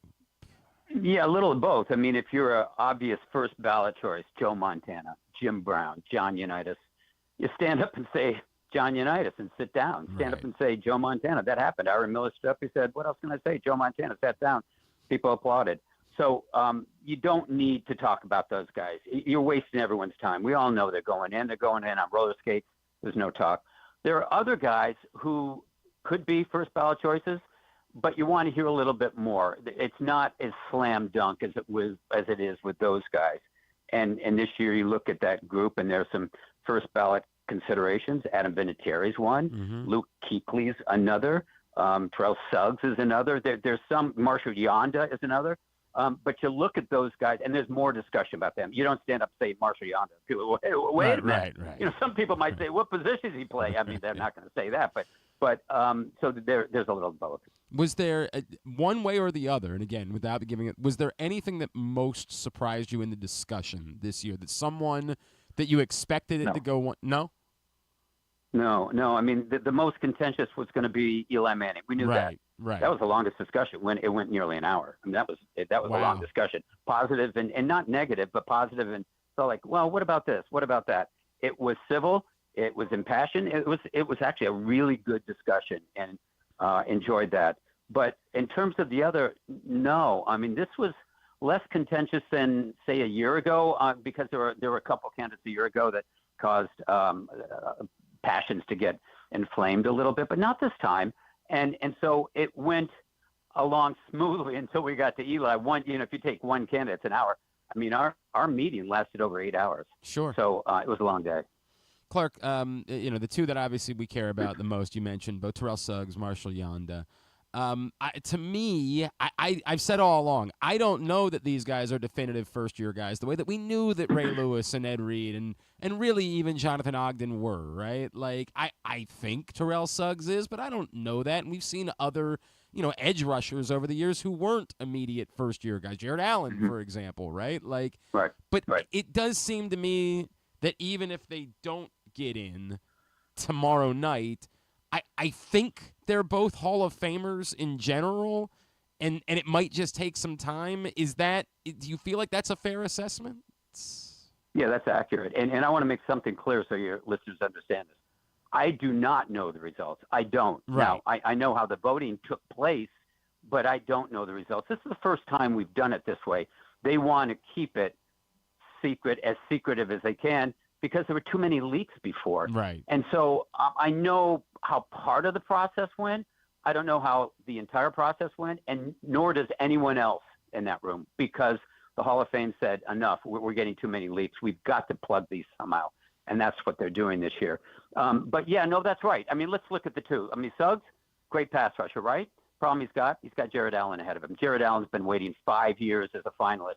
He's going to get in, I'm pretty sure. Now, again, I want to emphasize, I don't know that. But you can read the tea leaves. Right. You know, he's been there as a top 10 finalist the last 2 years. That's the on-deck circle. We've been waiting there, and those guys generally are pushed forward. With this group, you go, well, he'd be a logical guy to go forward. So the competition's the problem there. Marshal Yanda, well, he's got a great resume. I mean, he might have one. He has one of the best resumes of all these 15. The problem is his position. He plays guard, and there's someone ahead of him, Jari Evans, who's also a decorated guy. However, they're guards, and we don't warm up to them. I'm not trying to defend it. I'm just trying to explain it. We just don't come around to guards. Will Shields was one of the most bulletproof guards I've ever seen. Took him 4 years to get in. Jerry Kramer took him 45 years to get in. He was on the 75th anniversary team, so look no farther than that. It's not going to take 45 years for Marshal Yanda to get. Yeah, you're right. He'll get in. So will Suggs. They may get in tomorrow night. But I just think, you know, my sense before this whole process took place was I kind of handicapped things, and I didn't have them among the top 5, 7, whatever. I just didn't have them there. So I would be somewhat surprised. However, they're both worthy, very worthy of it. To get in the first time, though, I know people feel this way, and I'm one of those. I do feel you should be one of those guys where you stand up and say the name and sit down. If you have to go more than that, I'd say it's not a slam dunk, and we probably can move some others who've been waiting ahead of him. There was no shame in going in the second year, 5th year, 10th year. As someone said to me a long time ago, what do they call the guy who graduates last in his school, in his class at med school? Yeah, he's a they call him a doctor, Right, all right? So, you know, you don't care whether you're first year, 20th year, but you have 20 years of modern era eligibility. And I think Suggs and Yanda will get in sooner rather than later. It could be tomorrow night, but my guess is it probably won't. Clark Judge, Talk of Fame 2, with us here on GCR. Clark, I feel like the position that maybe people are like most passionate about in general, if we move away from what matters in Baltimore, is the wide receiver position. And I guess it kind of matters a little bit because we've finally seen Steve Smith maybe make a little bit of a move. But it feels like over the years it's maybe been one of the tougher ones for guys to break through. And everybody talks about Reggie Wayne and Torrey Holt. And like here you have Larry Fitzgerald, who's about to come up, who I assume that'll be a first-year type of guy. But can you give us a sense of maybe why it's been difficult for the wide receivers over the last 5 to 10 years to break through, and why there seems to be such a logjam at that particular position? Because we've never had such gargantuan numbers. I mean, it's a passing league now, right? I mean, this is not to diminish the accomplishments of quarterbacks or receivers, but it's never been easier to be a quarterback in this league. I mean, you breathe on them, you get a penalty. And, with receivers, when you cross the middle of the field, I'm old enough to remember that you didn't cross the middle of the field randomly. You did at your own risk. Right, yes. And I would say Mike Curtis was waiting to dismember you. Yes, Mike Curtis, right. Jack Tatum. Yeah. But you go back to the 2013 Super Bowl in New York. I remember one of the first series when I think it was Demaryius Thomas crossed the middle for the Broncos. Cam Chancellor took his head off. Right. I mean, and that sent a message. Don't go here. And now, you can go there randomly. You see what Travis Kelce lives there. The Chiefs live there with their short receivers or intermediate receivers. And you can do that where they couldn't in the past. So now you have these huge numbers, inflated numbers, and it's tough to discern between this guy or that guy. And so you have someone coming along like Torrey Holt. Oh, he has more yards through this many seasons than anyone else. Until someone else comes along, and then they have more yards. And then someone else has better yards. And that's what's causing the problem. We have this huge number of people now with big numbers. I mean, I will tell you, and I've said this to you before, it's not a popular choice in Baltimore, where I used to live and covered the Colts way back when. But of all the receivers, that are up now, the guy I would choose is not one of the 15. It would be Hines Ward. And you go, well, look at his numbers. I look beyond that. I look at the impact. Look at the impact of this guy. And you saw him, and so did I. I mean, people can say what they want about him in Baltimore. You had to account for him. He could block, he could catch, he could make first downs, he scored touchdowns, he did everything. And I look at some of these others, and when I looked at Reggie Wayne and Andre Johnson and Torrey Holt, no, they're somewhat all the same, and Torrey Holt, I think, is probably going in this year. I don't know, but he's, we had that logjam of wide receivers. We broke it up with Andre Johnson in 2024. Holt's the next one up because he was a top 10 guy last year. I look at him and go, wait, he's the second receiver on the Rams, and if we put him in, he's the what, fifth starter on the Rams offense to go in? Well, it's the greatest show on turf, right? Well, apparently it wasn't. They won one Super Bowl. Right. Yeah, I look at, I covered the 49ers in San Francisco. Tell me the number of starters on those teams that won 4 Super Bowls on offense, the number of starters that are in the Pro Football Hall of Fame. Is it just Great team, is it just the 2, or is Taylor? I'm trying to. It's one. It's Joe Montana. That's it. Jerry Rice wasn't there for 2 of them. And so you got Joe Montana. For all 4. Got it. Yeah. Yeah, and then Steve Young was a backup. Okay, Right. and so you go. What? So we're putting all these guys in, and that's where I think it's tough. And so now you got Steve Smith joining the fray, and yeah, he's Hall of Fame worthy. I saw him play. I thought he was a game changer. I thought he was a game changer. But you go Reggie Wayne.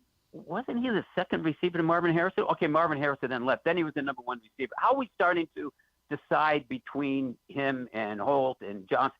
They kind of look the same, and you look at their stats, they're kind of the same. But I once asked Henry Ellard a couple of years ago, how do you determine what's a Hall of Fame receiver? And he said impact. And I thought it was a perfect response. I said, what do you mean by that? He goes, yards per catch and touchdowns. And so I look at this group of guys and I go, okay, I'm taking the guy with the most touchdowns. Oh, guess what? It's Antonio Gates, the tight end, 116, a lot more. Yeah, he's a slam dunk to me. Wide receiver. Yeah, Gates to me is a slam dunk, 100%. It's funny because, yeah, you're right. Your Hines Ward take won't be popular here, but my take won't be popular here, which is like, I think Steve Smith was a Hall of Fame personality, and I was stunned by how much he still had left in the tank when he showed up in Baltimore. Like, floored by how good he still was when he showed up in Baltimore. That all said, I don't know that he's a Hall of Famer. Like, I don't know that. I know he was really good, but and again, some of this might be bias of where they were in their careers. I think Anquan Bolden was as good, if not better, just didn't have the same personality and didn't get the same amount of attention that Steve Smith did. Like, I don't know if Steve Smith's a Hall of Famer or not.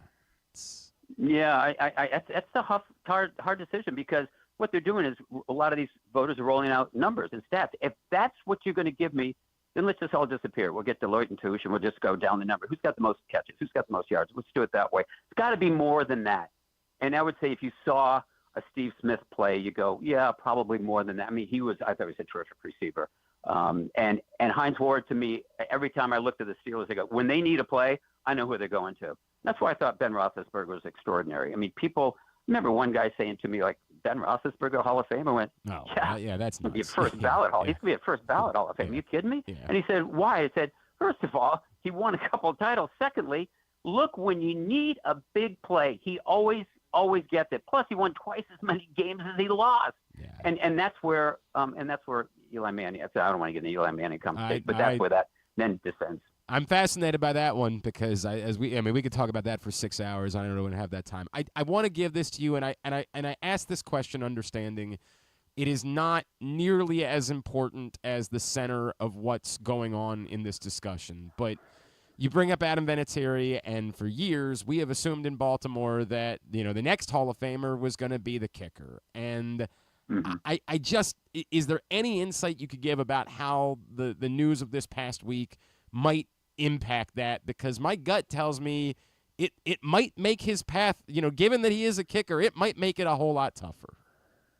Yeah, I'd like to see the thing play out. I know what the accusations are. I'd like to see it play out. I don't know it, as well as you do because you live there. Right. And I've dealt with Justin Tucker before. It's a serious charge. I'd like to see how the thing plays out. Now, I will tell you this. We're always reminded we can only vote according to what happens on the field. And that is the way it's supposed to be. However, that doesn't mean in the back of your head you don't know what's going on. I mean, one of the most qualified candidates who could be out there is Darren Sharper. Correct. But he's serving, a zillion years, I don't know what it is, for, multiple rapes. It's heinous. And so, heinous crimes. yeah, it's a heinous crime. And so in the back of your head, you can go, well, we can bring him up. No one, and he hasn't come up, nor should he, in my mind. Right. But you can say, based on what he did on the field, yep. Okay, and we have one, this year, Jim Tyrer, and he's a senior candidate. Oh, yeah. And I don't know if your listeners know about him, but you should look into his background because he was one of the most qualified candidates in this field. But to me, the most qualified candidate in this field, the most qualified is Adam Vinatieri, since you mentioned him. He's on the 100th anniversary team. He's one of the 2 best of all time at his position. Gosh, he should go in on roller skates too, right? I don't know if that's going to happen, but we'll see on Thursday. Yeah, the Jim Tyler, and it's complicated too, right? Like I didn't know the story. Then I found out. I said, "What the hell?" And then when I was like, "Oh my God, it's a really, really complicated story." I am fascinated to see how you guys handle it. Really fascinated to see. Yeah, well, I mean, it looks as if CTE was involved in all the diagnostics point that way, and the people who knew, in fact, the doctor who treated him said, I'll guarantee it was, but he was never diagnosed as that. So that never can become part of the discussion, even though you go, well, you didn't get CTE playing bingo, right? I mean, he probably had playing football, but that was a really delicate discussion. And if you're clearly adhering to the bylaws, you go, okay, well, this guy, he's one of the most qualified people here. But in the back of your head, you go, well, how are we dealing with this? Again, as I said, I'll use the Sharper example. If he were up, you go, on the back of your head, I know what happened. Do we really want to do this? Right. And so it's a judgment that's a personal judgment. I guess you have to consult your own conscience on it. TalkOfFame2.com is the website. Clark, I know I got to let you go. You want to do a 60-second plug real quick? Yeah, sure. Go for it. What are we plugging? Oh, sure. Yeah. Okay. Talk of Fame 2 is we do a lot of stories on the history of the sport, but also we do past, present, and future. And there's a lot of Hall of Fame stuff this week because, of course, that's what we center on and focus on. It's me and John Turney, who's a preeminent historian, league historian, who's consulted by Hall of Fame voters. So anything Hall of Fame related you want to get to, go to talkoffame2.com. Thanks. Clark Judge, TOF is how you follow him. Clark, always appreciate it. Know it's a busy week down. Thank you for taking the time for us. We really appreciate it. Yeah, appreciate it, Glenn. Thanks. Take care.